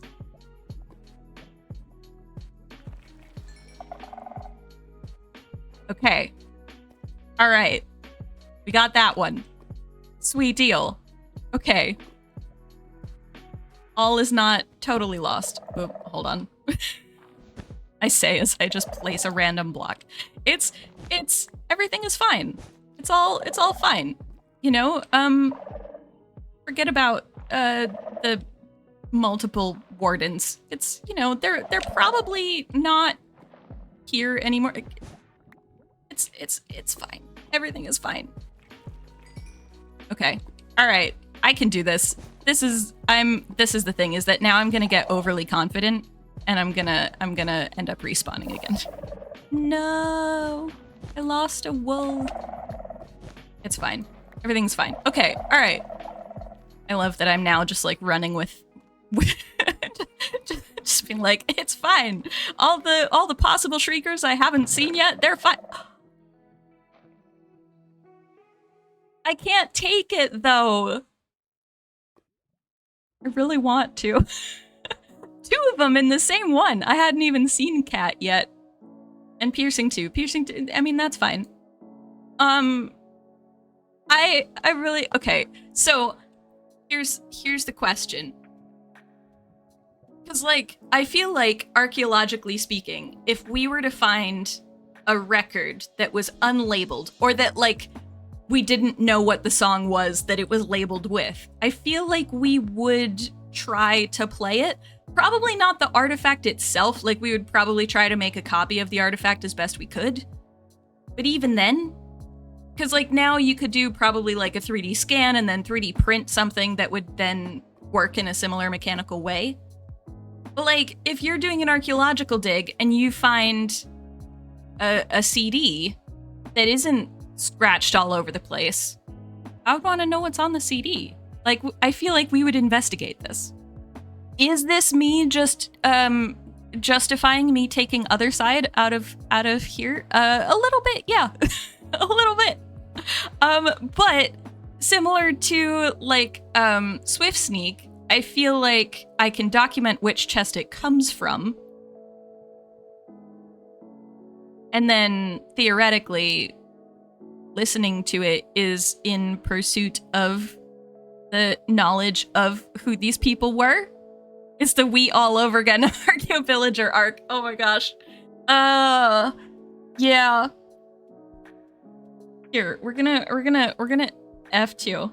Then we're gonna escape out of this, and we're gonna F2 again. So I know that it's there. There's also protection 4 and unbreaking 3 diamond leggings, but those I'm fine leaving. It's other side that I really want. Because it's really rare. Well, it's not like super rare, but it's pretty rare. Okay, all right, I'll leave it. It's fine, I'll leave it. I'll put a torch in front of it. I have the coordinates. We can always come back when we're fully excavating the place. I don't need it immediately. I don't have a jukebox. I can't make bread out of music discs. Also true, Robert Skitch. I can't eat the music disc. Yeah, for those who weren't here in the first episode or stream of this, I had kind of started a playthrough so that I was a little bit further along, just because a lot of this is intended to be like archaeological excavation kind of stuff. And I found a shipwreck and then did the default player thing of taking everything in the shipwreck, and then I had those supplies and I turned some of the wheat into bread and ate the bread. And then I realized that that's not something you can do archaeologically. It's really not a thing to do. So that's why that piece of paper in that chest at the beginning, that's some amount of wheat that I accidentally turned into bread. And this is a cool tower. I like this tower. Also, I like that the screaming faces aren't just like forming a line. They're like the 2 inside and then the 2 outside sort of thing. So yeah, interesting motif of screaming faces. This, you know, honestly, I think that's about how I look when a warden is chasing me. So, you know, I feel like it's fitting for this location. Why do I keep running around without sneaking? Mostly because I'm forgetful, but also, well, mostly I'm forgetful. Theoretically. Let's go with forgetfulness. Is there no inside to the tower? Also, I like the lanterns, but also soul lanterns have got to be a little bit difficult. Also, especially because they're blue light. So, like, darkness. So, when you are in darkness, it's better to have like red light. If you have blue light go on when you're used to darkness, then you lose your dark vision or your night vision. So having blue lights in here, it goes with the aesthetic, but at the same time, makes you wonder why people had blue lights. Also, why they had things that we call soul lanterns. How did they get to the nether is my other question. Where did they get the soul sand? this is a thing. Let's investigate this. I haven't looked at this yet. Is there a shrieker? There are unlit candles. Wait a minute. So we have lit candles and unlit candles?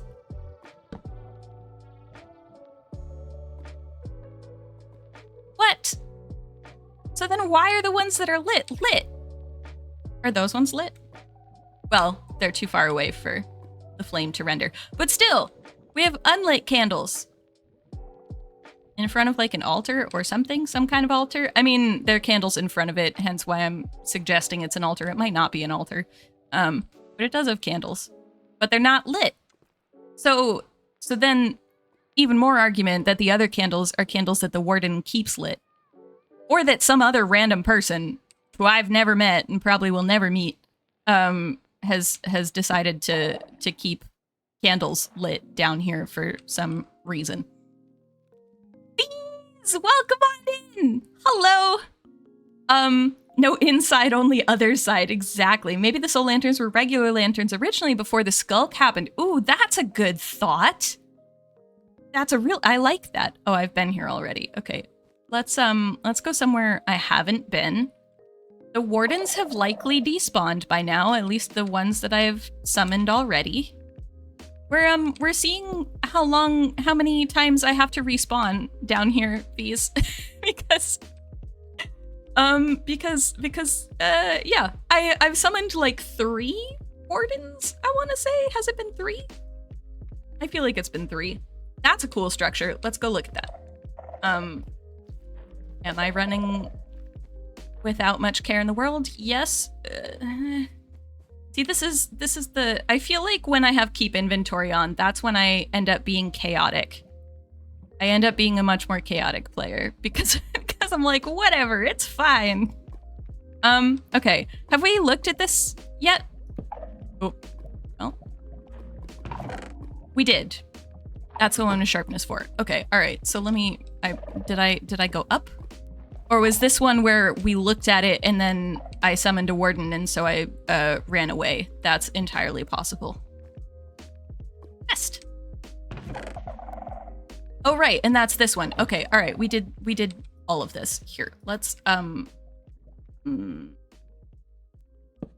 that. Okay.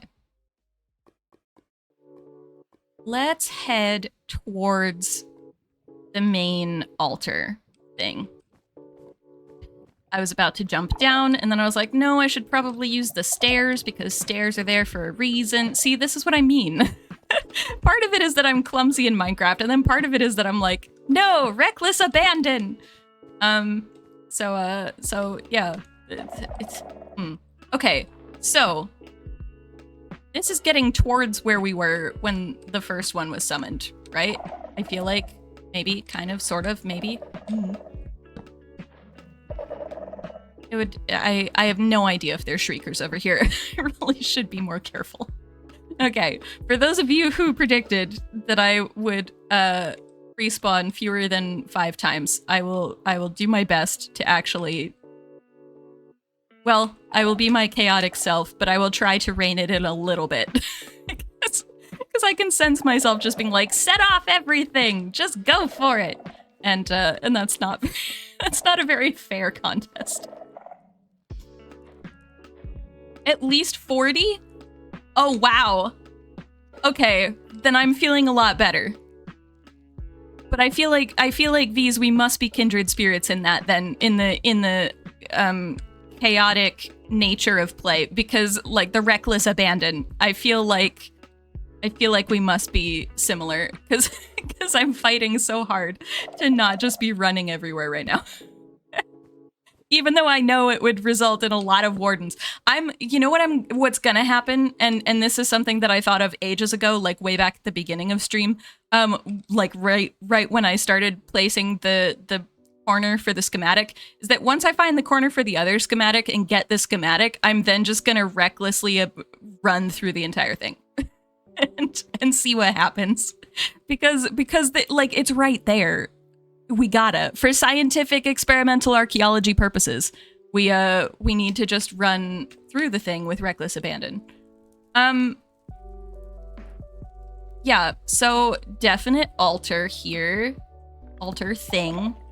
I mean, for people who are not playing an archaeologist in an SMP, that's kind of obvious. That's all we know this thing to be. I do really like this, but I find it interesting. So I know, and I haven't paid huge amounts of attention to the lore on this in like actual Minecraft lore. Hold on. But like this portal, definitely obviously a warden's mouth, right? But if the warden came, did the warden come afterwards, or did the skulk? Like, especially with the pottery sherds where the warden is called the mourner, or mourner pottery sherd instead, it makes me wonder why a people would design a portal after the mouth of a creature that they had never seen before, right? So they must have seen the warden before they created this mouth-like structure, right? They're cute. You went together, you brought wool, you're very careful, meanwhile just running around and seemingly trying to make an army of wardens and trying to hug them over and over. Yes, I feel that playstyle in my soul. Okay. Also, this is interesting. Can we appreciate it for a second? This. The little, hold on. Let me organize some lighting for you guys. Hold on.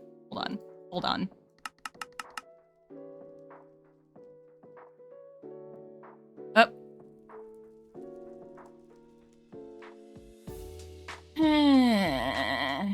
Did that just set the wrong corner? Hold on. I forgot that I had the stick in my hand. No, it's blue. Excellent. Okay. All right. Configuration. False. And then let's not use a stick.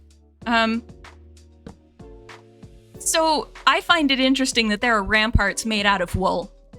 I gotta be honest. There's a hidden secret with the portal. Don't want to give much away though. So I know that there's stuff underneath, but the portal itself, the design of the warden mouth, I feel like the warden must have been there before the portal was there, right? Unless it's like weird happy coincidence, which is possible, but at the same time, I feel like that would be an impressive coincidence. Is there, here, let's, are there shriekers on the, also this is fun. But because I don't want to excavate it right now, I kind of can't just jump in there. Is it just empty under there, or is there something in here? I could break a block and replace the block. Technically, we wouldn't do that unless we're excavating. Generally.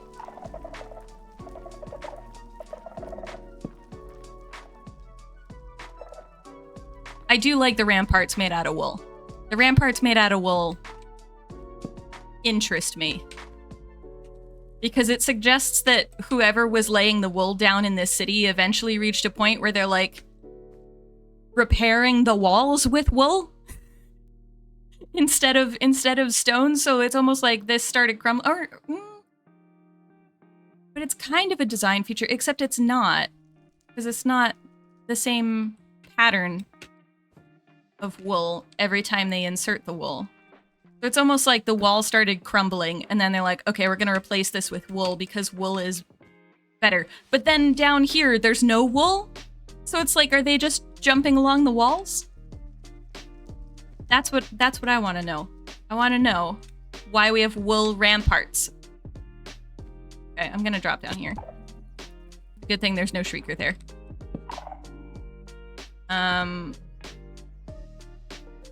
Ooh, okay, hold on. I like this. This is a cool aesthetic right here. Hold on. I haven't seen this part of ancient cities. Can I just run? I'm just gonna run. We're just gonna see. Oh, that's cool. That's really cool. That's a good design. I haven't seen that before. With the faces. I like that a lot. I like it a lot. it would be amazing if the wool were like water, so that they're like screaming in their tears. I say this, that sounds a lot darker than I mean it. But yeah, that's cool. That's very cool. I like it. It's cool. There's a door you have to find to open it. Ah, okay. Am I gonna succeed at finding the door this stream? Probably not, in all honesty. if we're real honest about it, especially if it's buried. I'm not digging anything. Just because I don't want to do that until I'm prepared to document it archaeologically. But it does mean that I'm also not taking anything from the chests. We're looking at what's in the chests. We're not taking anything from the chests. So, so there is a certain amount of... Okay. Hello. Yeah, see, I know about the... Oh!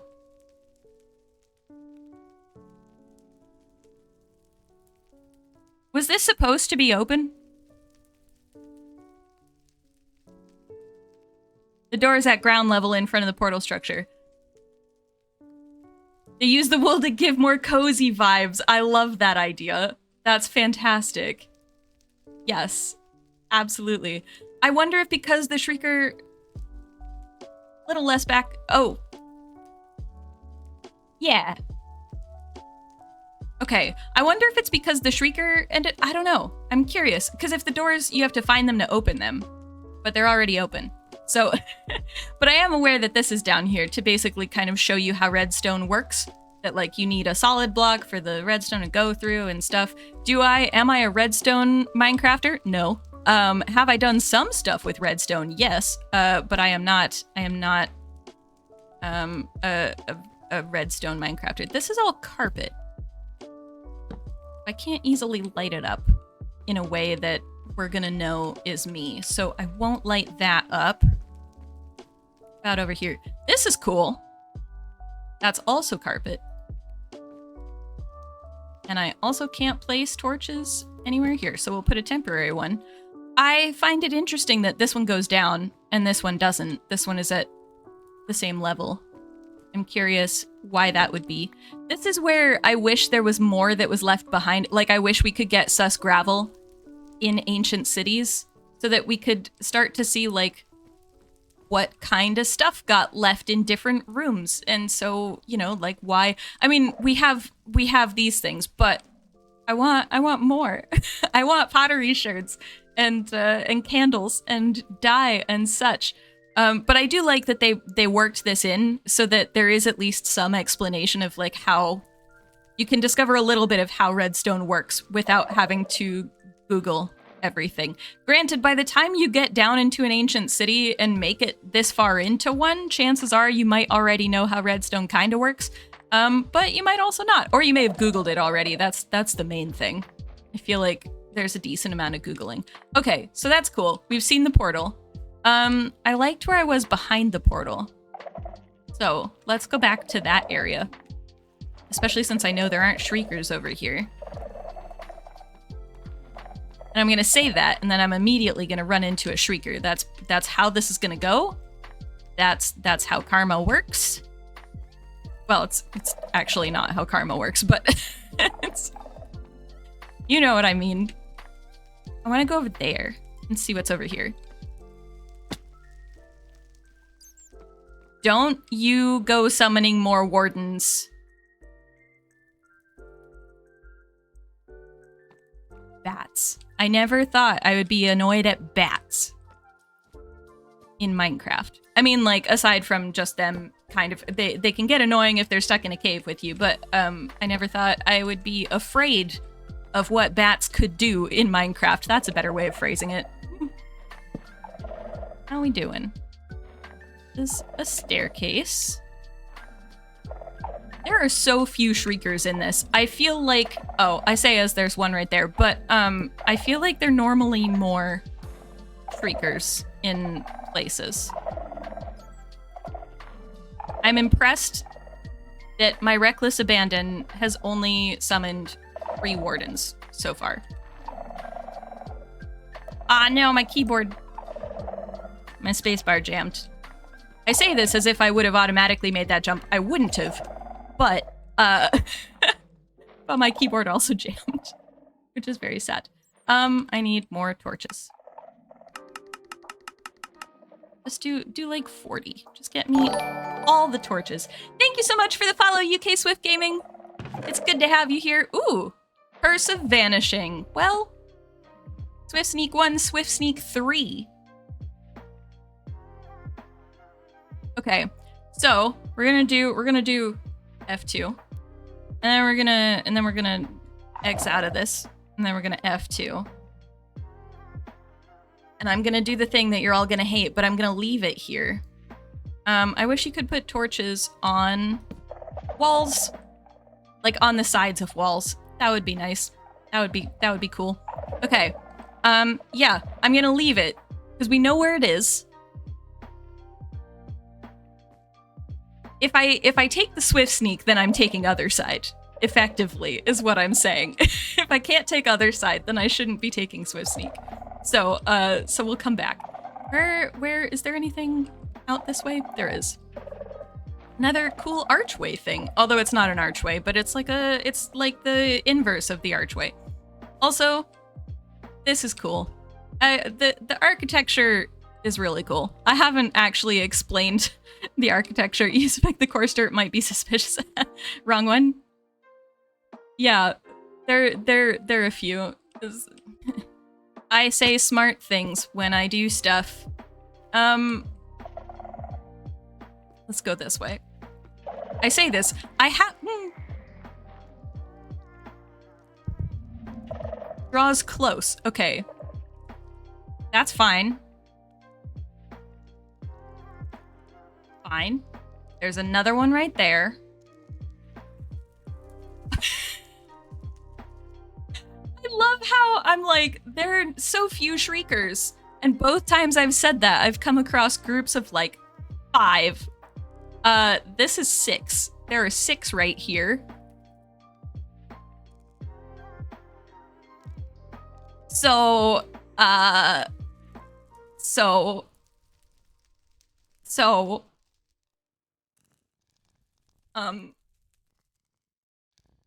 all right. Okay.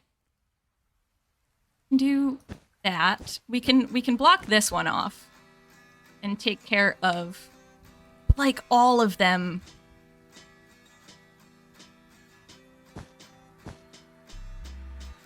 Will that be enough? You know what? We're gonna YOLO it. We're gonna.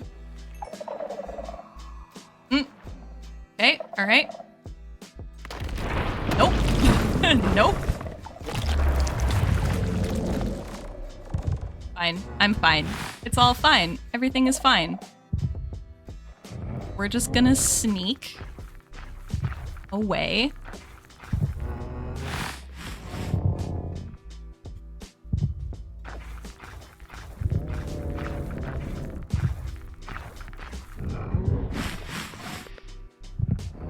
Oh, you there? Oh yeah, okay, alright. Hold up.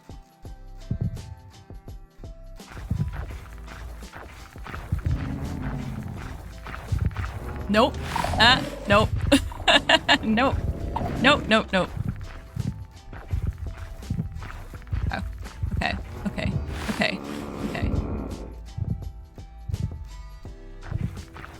Is there a chance? Probably not. There's very little wool around here.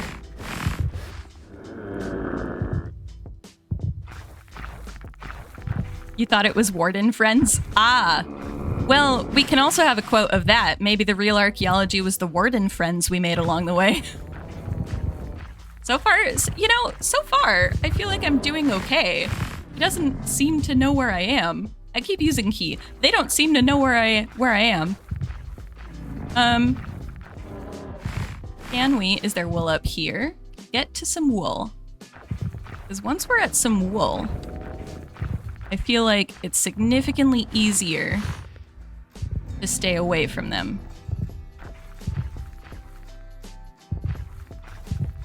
definitely still moving.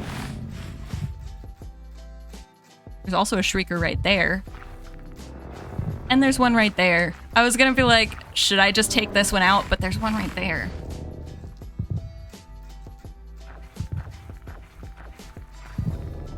Okay, okay, okay. I do have enough wool, though. Unless there are any inside, in which case I'm in trouble.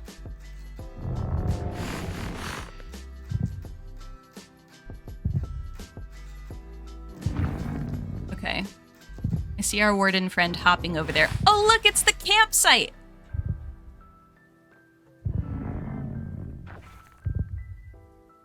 At least that's what I think this is, normally. Oh, hold on. Hang on. Let me... Okay, that didn't cause the warden to immediately try to follow after me. This is cool. This is probably my favorite thing that that Minecraft has done, is put a campsite in the ancient city.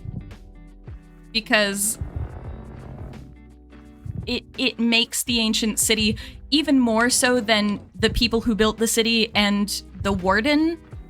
Adding a campsite in the middle means that there's at least, if the warden was here when the people who built the city were here, then we have two phases, right? We have the original builders of the city, and then we have whoever stayed in this campsite, and then we have ourselves as archaeologists investigating. But the two previous phases, we've got two of them. Yeah, bye. I mean, they're quite nice when they're not trying to, you know, obliterate you. It's you know, maybe the real archaeology was the warden friends we made along the way. But yeah, so basically I like this because it makes it clear that there's definitely at least more than one moment in time when this place was in use, right? So even if we end up finding that the warden was here at the same time as the people who built the site, the campsite tells us that there's at least one other time when people were here and doing things. And that's just really cool. It is also really, like, super buried. There's this, and then I think there's sometimes a chest in here somewhere. I could be wrong. But I really like the campsite. I'm glad there's a campsite in this one. That's my favorite ancient city structure.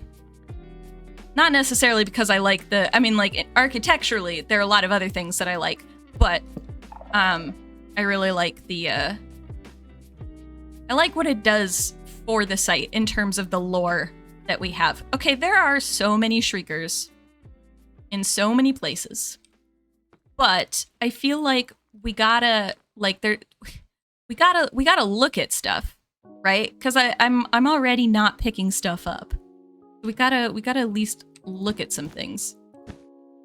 Now I did lose a certain amount of wool to some other shriekers because a warden friend decided no. Okay, all right. It's fine, everything is fine. Everything is fine, it's fine, everything's fine. Will the warden friend be able to spot me over here? Whoop.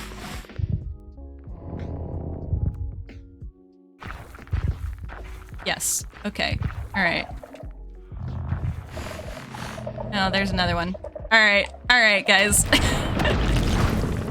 Yep, okay. Here's when we spawn like 5 of these things, because I can't see.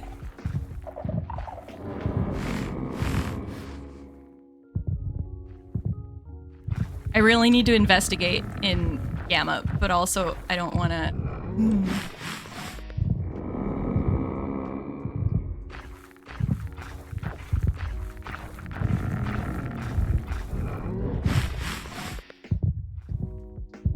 I'm curious.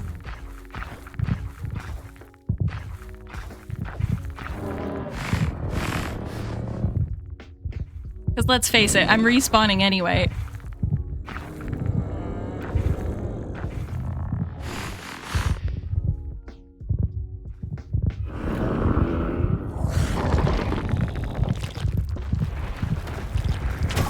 There it is. Okay. I was like, am I gonna make it somehow? No. That's fine. Can I, let me dig this taller.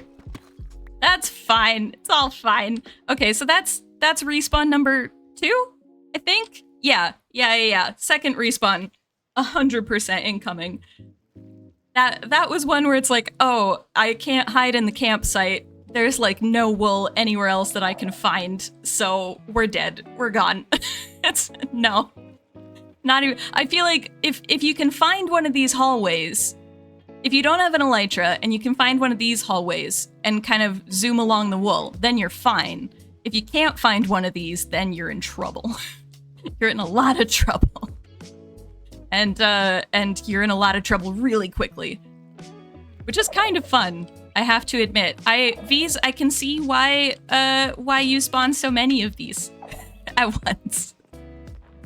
Also the reckless abandon. I am very much a proponent of reckless abandon at times. Okay, all right. We do need to get to the, we need to get to like that corner. Because I do actually want a schematic of this.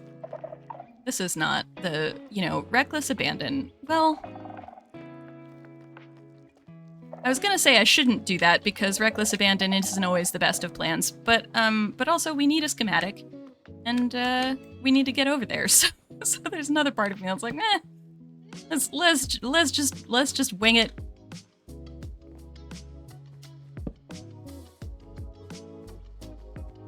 Oh. I'm a functional human. I know what I'm doing and where I'm going and such. Oh, hey, look. Oh. Really?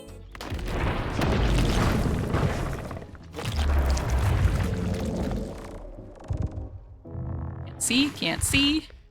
Okay, also can't see. All right, go over here. Okay. Excellent. That's fine. We can, minor setback. This is a massive site. Let's just go over here. Put this here.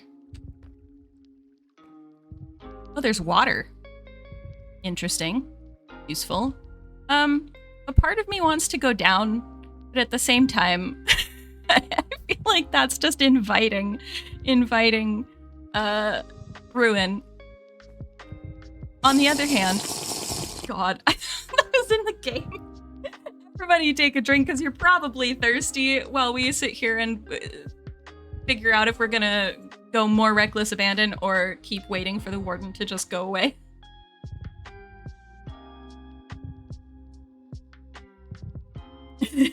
Trigger them all. I will. Diamonds. Okay. Wardens are impressive, but diamonds are forever. Yeah, there we go. Any others? Any more diamonds? 4. All right. Yeah. Okay. All right. That's pretty good. 4 diamonds. See, and this is the benefit, is that when I go with reckless abandon, then I don't lose my diamonds. 4 diamonds. Hold on. I love that there is just a warden, like, hanging out. And I'm like, eh. They're also probably still the ones that I summoned as well. Okay, where am I? Where's the altar? There. Am I trying to go that way? I feel like...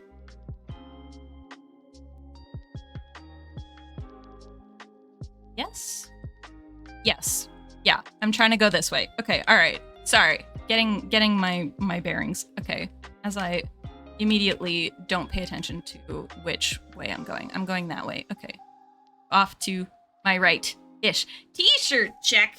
I need to put a sound on that one so that I hear it. This one, it's a new t-shirt. Hold on, wait a minute.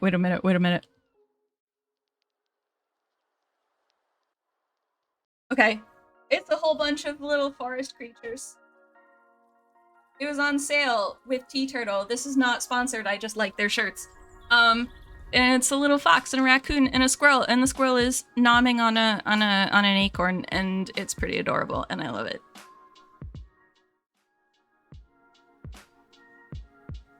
I got a number of new t-shirts, and I'm very happy about them all.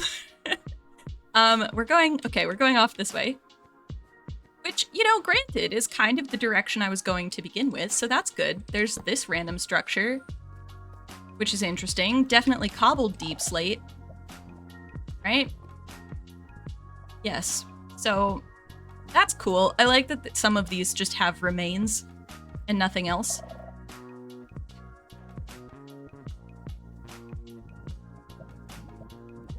Is there just the one? There was just one. That's helpful. Okay, all right. I haven't, it was here. Yeah. There we go. I love that now I'm just like, there was only one. Let's run around with reckless abandon. I want to know what's over there. Okay, all right, look. I can't easily get into the structure without destroying things. Okay, all right. I know this is dark. Okay, that looked more promising than it was.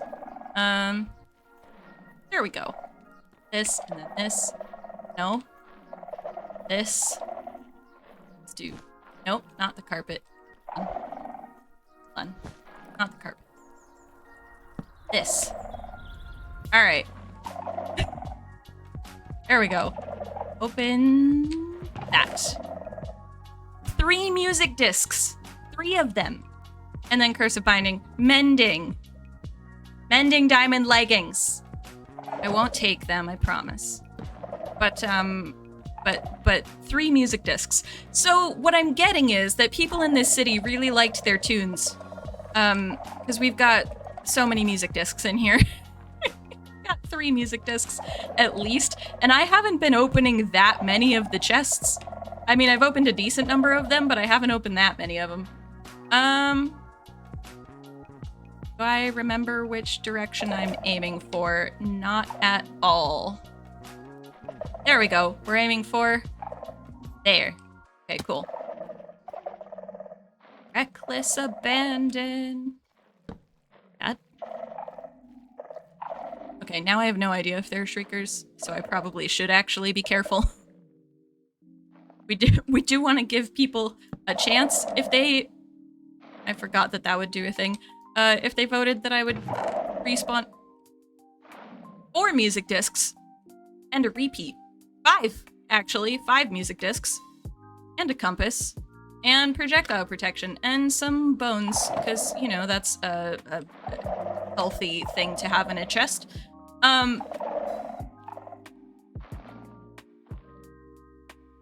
So now, here's the thing. What are the bones from in the chest? Because if they're human remains, then these are grave goods. But if they're not, if they're animal bones, then it's a weird assortment of things to have in a chest. Or an interesting, I guess I shouldn't say weird, because we don't know. But it's an odd assortment of things to have in a chest. Is this it? This might be it. This might be the corner. Okay, alright. We're gonna do this. Configuration. Okay. And then we're gonna do... oh gosh. Already?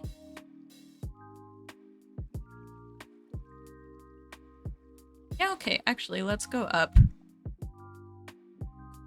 Just to be, like, super sure. Okay, and then if we go M, and we go area editor, and we do this, and we do... This is not a shipwreck.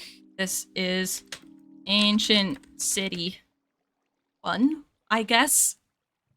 Because theoretically, there might be more. I love that it clicked in the wrong... Okay, set. Yeah, do that. Save schematic. Save schematic. Alright, now we've got one. So that's good. That's helpful. Analyze area. That's a lot of deep slate. I mean, a certain amount of it is just like the floor and the ceiling, but 17,741 skulk. That's so many. How many chests are in here?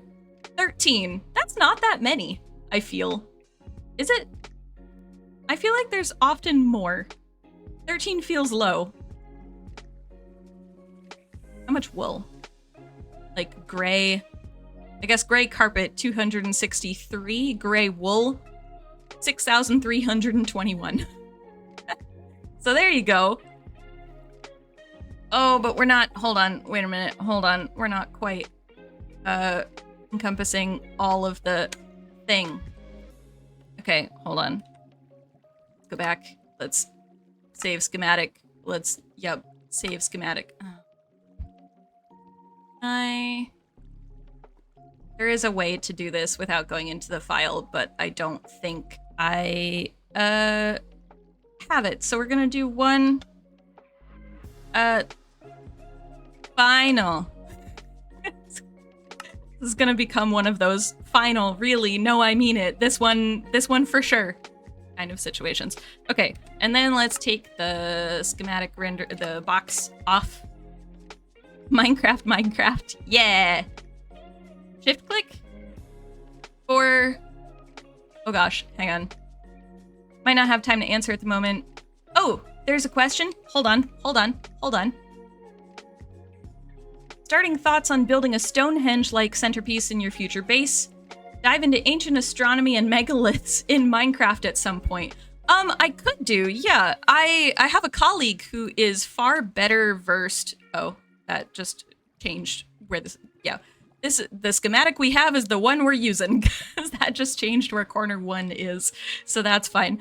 I have a colleague who actually was recently in the news in the UK because of his work on Arran. Actually, a few colleagues of mine were working on Arran, the Isle of Arran in Scotland, and they found what is, as far as we are aware, the most complete Cursus monument in the UK, which is impressive.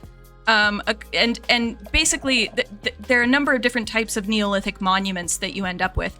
But yeah, so the reason I bring the colleague up is because he also works on, well, he works in the Neolithic in general in Scotland, but also he's done a lot of work with a site called the Cochno Stone, and see, they like their tunes. A very musical city, and also they need potions of regen a lot. Now,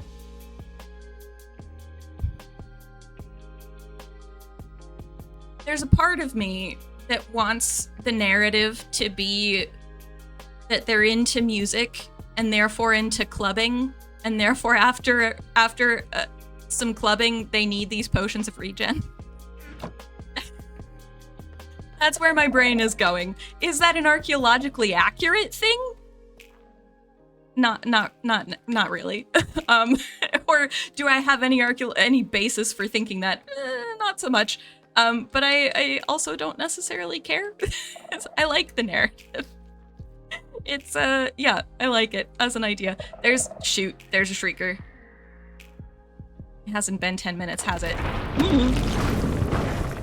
Okay, well, you know, I said I was gonna run from one end to another. So, you know, it seems like this might be the perfect time to maybe do that. And hang on, there is a thing.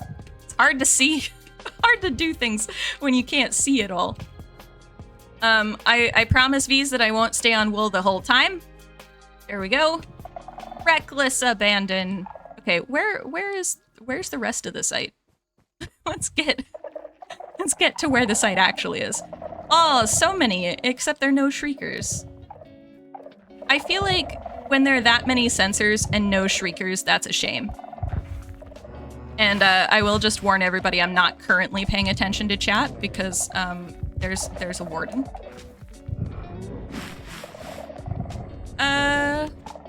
Over here.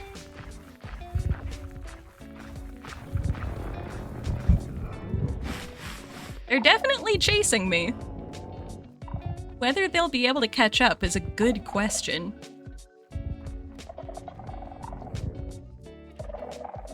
I haven't locked myself into, okay, no, okay. I was gonna say, have I locked myself into that little, that little rampart area, but no, we're good. I have also replaced a lot of the shriekers with carpet, although it hasn't been that many, I don't think. It's been like, I don't know, probably fewer than 10? Yeah, because I had like, what did I have? I had like 12 carpet or so. Oh, there's a, I love how I'm just running. Does this one not have a sensor? Well, that's handy. A little disappointing for triggering lots and lots of shriekers on my way out. I don't know that it's possible to trigger. Oh, I need to eat. Eating would be helpful. Would be helpful. Hold on. Let's take that. Hold on. Let me, hold on. Also, hello, Luck Dragon Winter. I know I read your message, but I can't remember if I actually said hello. The warden is kind of really scary and knows where you step. Yes, this is the first time I've done stuff with a warden outside of. The first time I've looked at an ancient city in survival. But I think no, I was about to say I think I've mitigated the threat pretty well. Look, see, more music discs. Another other side. These people went clubbing. They're partiers. That's my scientific conclusion after looking at a handful of their chests. Don't jump in the lava, ArchaeoPlays. That would be a bad idea. Although, well, I was about to say which one is a worse idea, jumping in lava or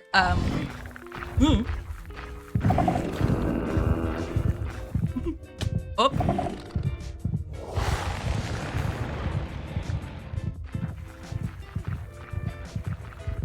I can't see where I'm going. I'm pretty sure this is where I ended up perishing last time. What? I couldn't move. Okay, here we go. I was stuck on something, I'm not sure what.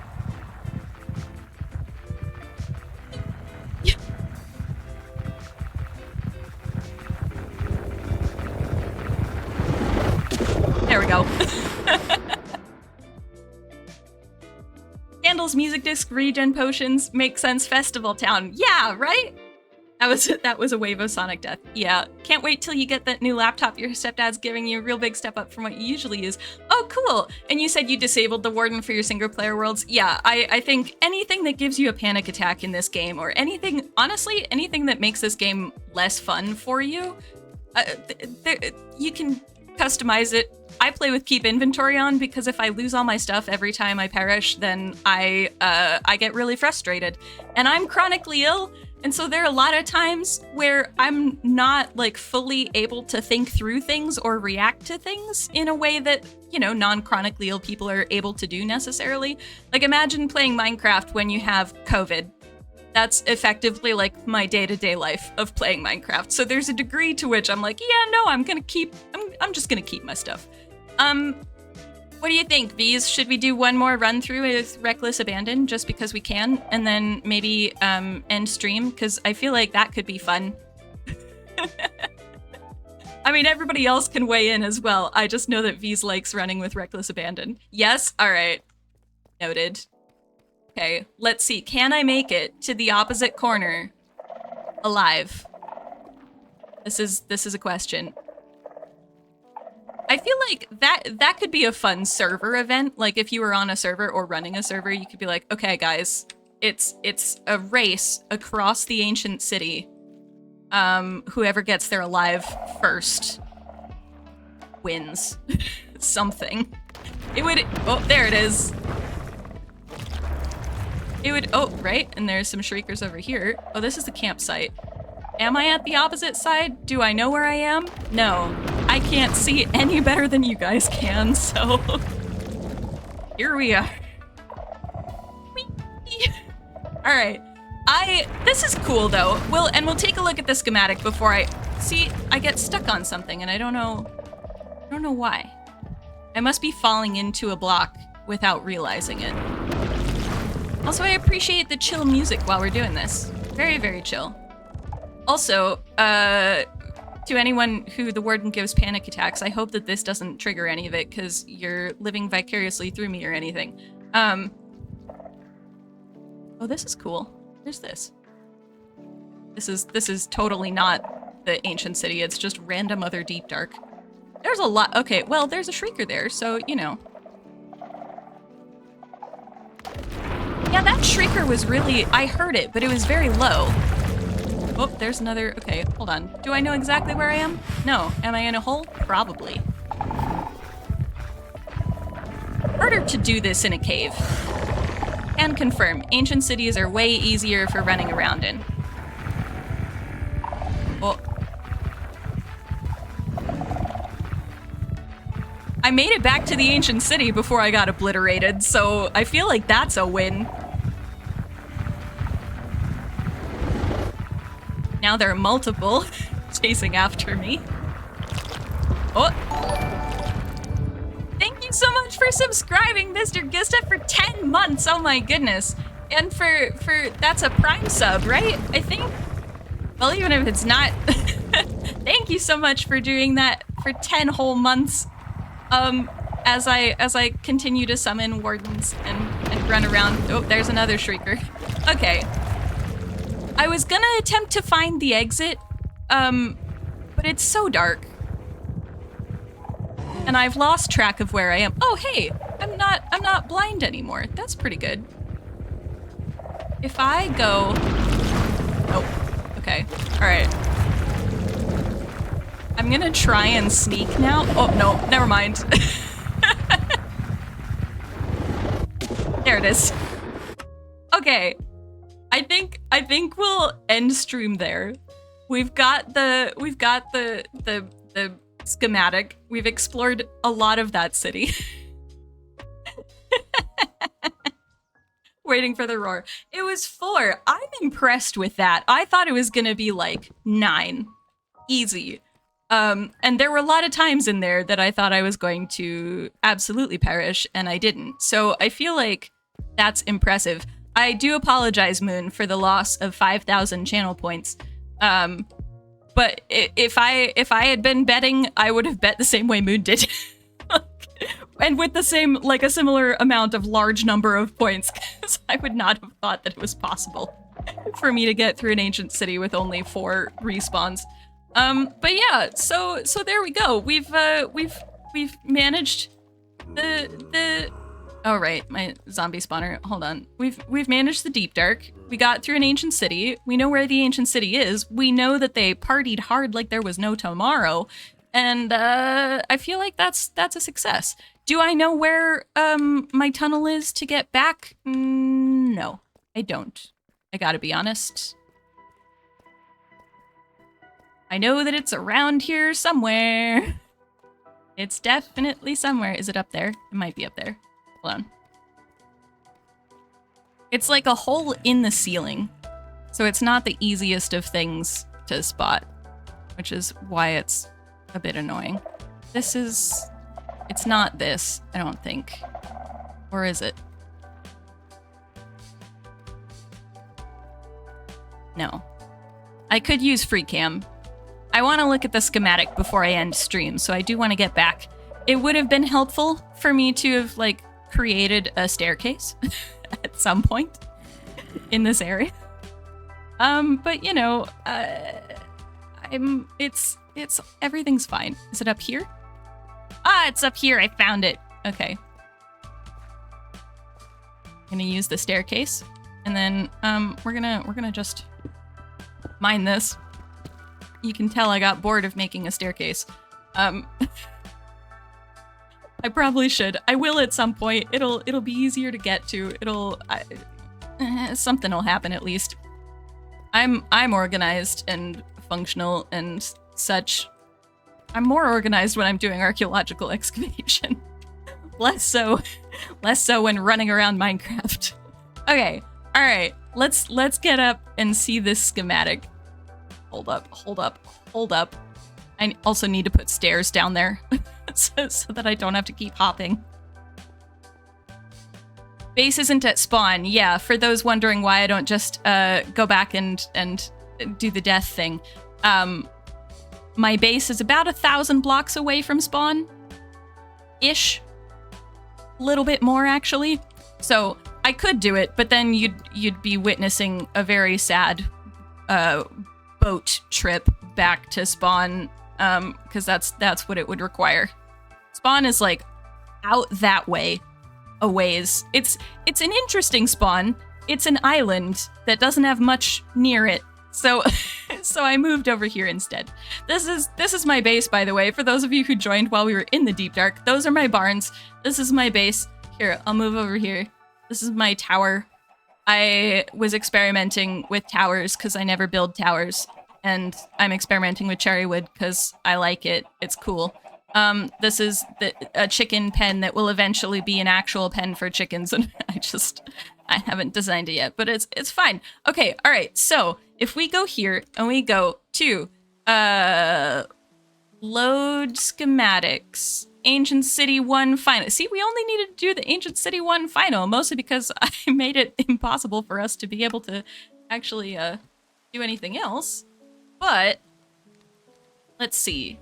Oh no, hang on. We need to do schematic placement, and then down. Okay, so we did get the ceiling, or bits of the ceiling. We got a lot of the ceiling. It's annoying that it's raining right now because it makes it hard to see much. Here, let's get up on my swing. I love that I'm on a swing to be able to look at this ancient city. Thank you so much for subscribing, RIG Christy. Welcome on in. Yeah, Respawn Express, I eventually will get something from spawn to here, like a tunnel or something. Once I go to the nether, that should be easy. But this is cool. Okay, so, what am I doing? Nope, not control. Hold on. It's a big schematic, so it's between it and the rain, it's glitching out a little bit as I move it. But this is cool. So we have basically, okay, it looks like we might be missing a little bit on that side. Oh, and it looks like we're missing the top of the portal. I thought I'd gone high enough. Oh well, that's fine. We can, This is where you learn that I look at the blocks and I think, oh yeah, that's something I can jump on when it's a schematic and it's just like transparent and it's just a projection. Yeah. So we do need a little bit more of the portal, the warden portal. That's okay. And then it looks like there's a bit off here that we may have missed. Maybe. Yeah, because over here, does this look like it's... Yeah, that's cut off. With a chest, too. That might be a chest that we looked at. It might not be a chest that we looked at. We'll find out. Yeah, but that's a pretty good schematic for the time being. I get up here. The downside of schematics in survival is that it can be difficult to actually see what's going on. You have fallen through schematics so many times. Oh my goodness, me too. Oh yeah, free cam. Good thinking, Clara. Okay, so this is most of our ancient city, at least. And you know, I wonder, I didn't tell it to ignore entities, but I don't think it captured any wardens in the process. Here, let me nope, hold on. Let me get out of free cam and let me go sleep so that we can, actually, I have a bed on me. Let me sleep. I can't sleep until like 6 p.m. I'm just gonna do this for a second. I know that it's really early, but the rain is getting in the way. Never happened to you ever. Yeah. Oh yeah, Columba Gandalf Nessie. That's a good quote, because Columba totally Gandalf Nessie. Saint Columba. Saint Columba was a saint who lived in the late 6th century CE in Scotland. He founded the monastery on Iona Island, And there's a story where basically he was traveling in what they called Pictland, or Fort True is another term for it. And they were crossing the River Ness, and they saw a group of men who were like really distraught and basically burying their friend who had just passed away. And Columba was like, "Oh my goodness, what happened?" And they were like, "Well, there's this monster in the river / loch, like they're connected. There's a monster in here." And so he perished because the monster ate him, basically, or chomped him. And so Columba was like, "Oh, that's really interesting." And then he turns to one of his like followers, one of his monks, and he looks at him and he goes, "So can you just go and swim across the river and bring the boat back to this side?" And the dude is like, "Okay." Which, I gotta be honest, if somebody were telling me, if I had just learned that there was a monster that like chomped people in a river, and somebody was like, "Okay, so can you go swim in that river for me?" I'd be like, "No." Do it yourself. Put yourself at risk. Don't ask me to do that. But yeah, so this guy was like, "Yeah, sure, I'll do that." So he started swimming across, and Nessie basically came up and went to chomp the guy, and Saint Columba raised his staff and said, "Thou shalt go no further, nor harm this man. Go back from whence you came." And Nessie did. And that's a story that we have from the late 7th century CE. So Saint Columba, the original Gandalf, basically. Yeah, he did a Gandalf. This is really cool. And also significantly easier to see than down in the caves. I do really like the architecture that we're getting here. Like also the faces. There is a part of me, like, I know that this isn't necessarily a screaming face, but there is a part of me that looks at this and always sees it as a screaming face. I don't know if I can not see it as that personally. I'm sad we didn't get the full portal with the warden head. That's a bit of a shame. But we'll get it eventually. And then, and this is cool too. I don't think I realized that there was this whole covered walkway leading up to the portal. Like, I knew that there were ones that existed. I didn't realize that it was that intact for us. That's cool. And there's this over here. So there's a whole tower over this way. So we are missing some stuff. We're missing a decent amount of stuff. Did we capture the campsite? My favorite structure, the campsite. I don't think we did. I don't know that we did. We did get all the way down here, which is good. We should have gone further that way. Also, there's a chest there. That might have been one, though, because, like, yeah, there are a few chests.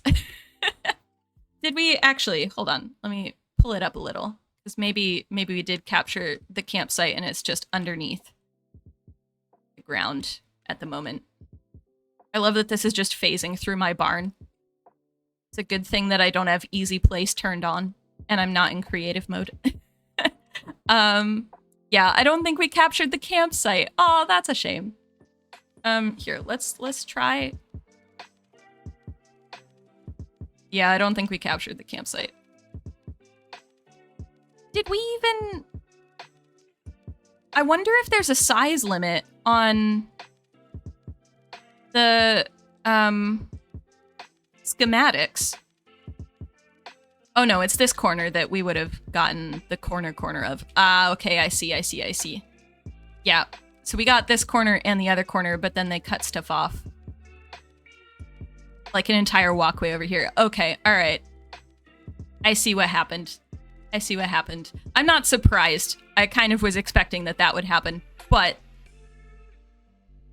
yeah. That's a lot of candles. I like the lore, or the idea of the candles, the ones that are lit versus the ones that are unlit, because somebody would have had to light the candles.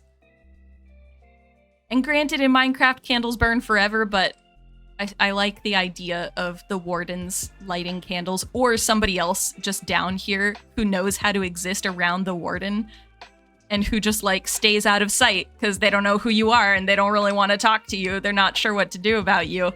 That they just keep the candles lit. That's cool. I like it.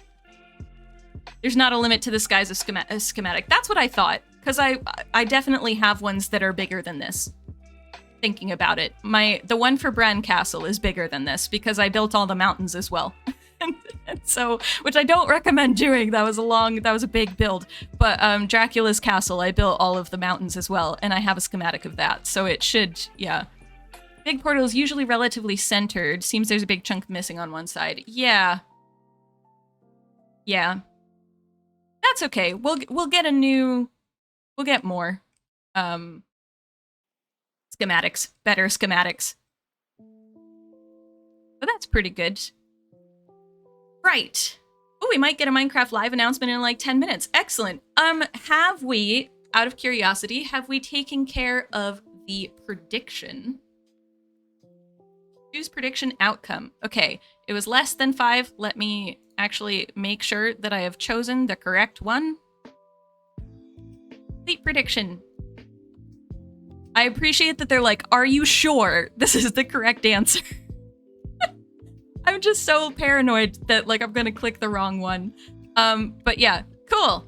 I think what we'll do is we will, here, I'll get out of free view and we'll disable the schematic rendering for now.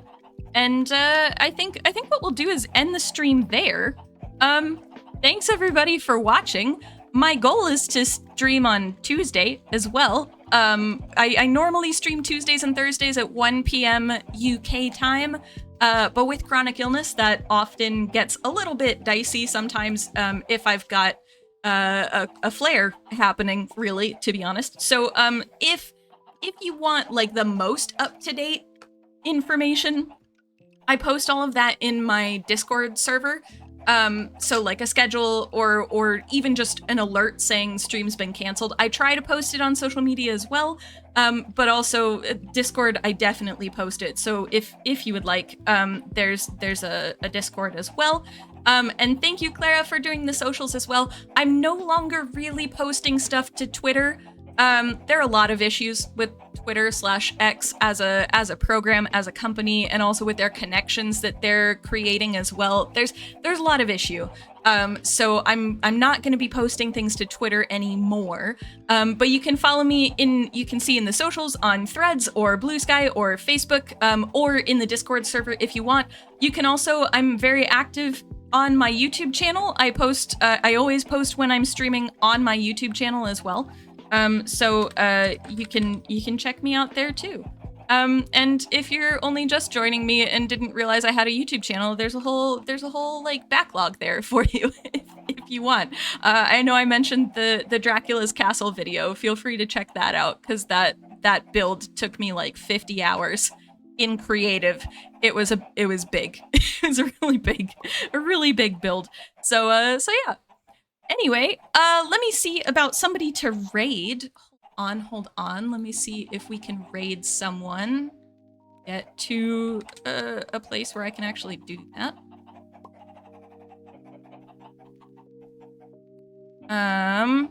Let's go raid Tadpole Milk because he's still doing his subathon, and it'd be nice to support him. So let me do this. Tadpole, I will set this up. Do this. We're gonna get that going, and I will see you guys on Tuesday, hopefully. If not, you'll hear from me on whether stream is canceled, but we'll do the mapping stuff on Tuesday. Definitely gonna map stuff on Tuesday, because my goodness, do we need to map stuff. All right, see you guys on Tuesday. Bye!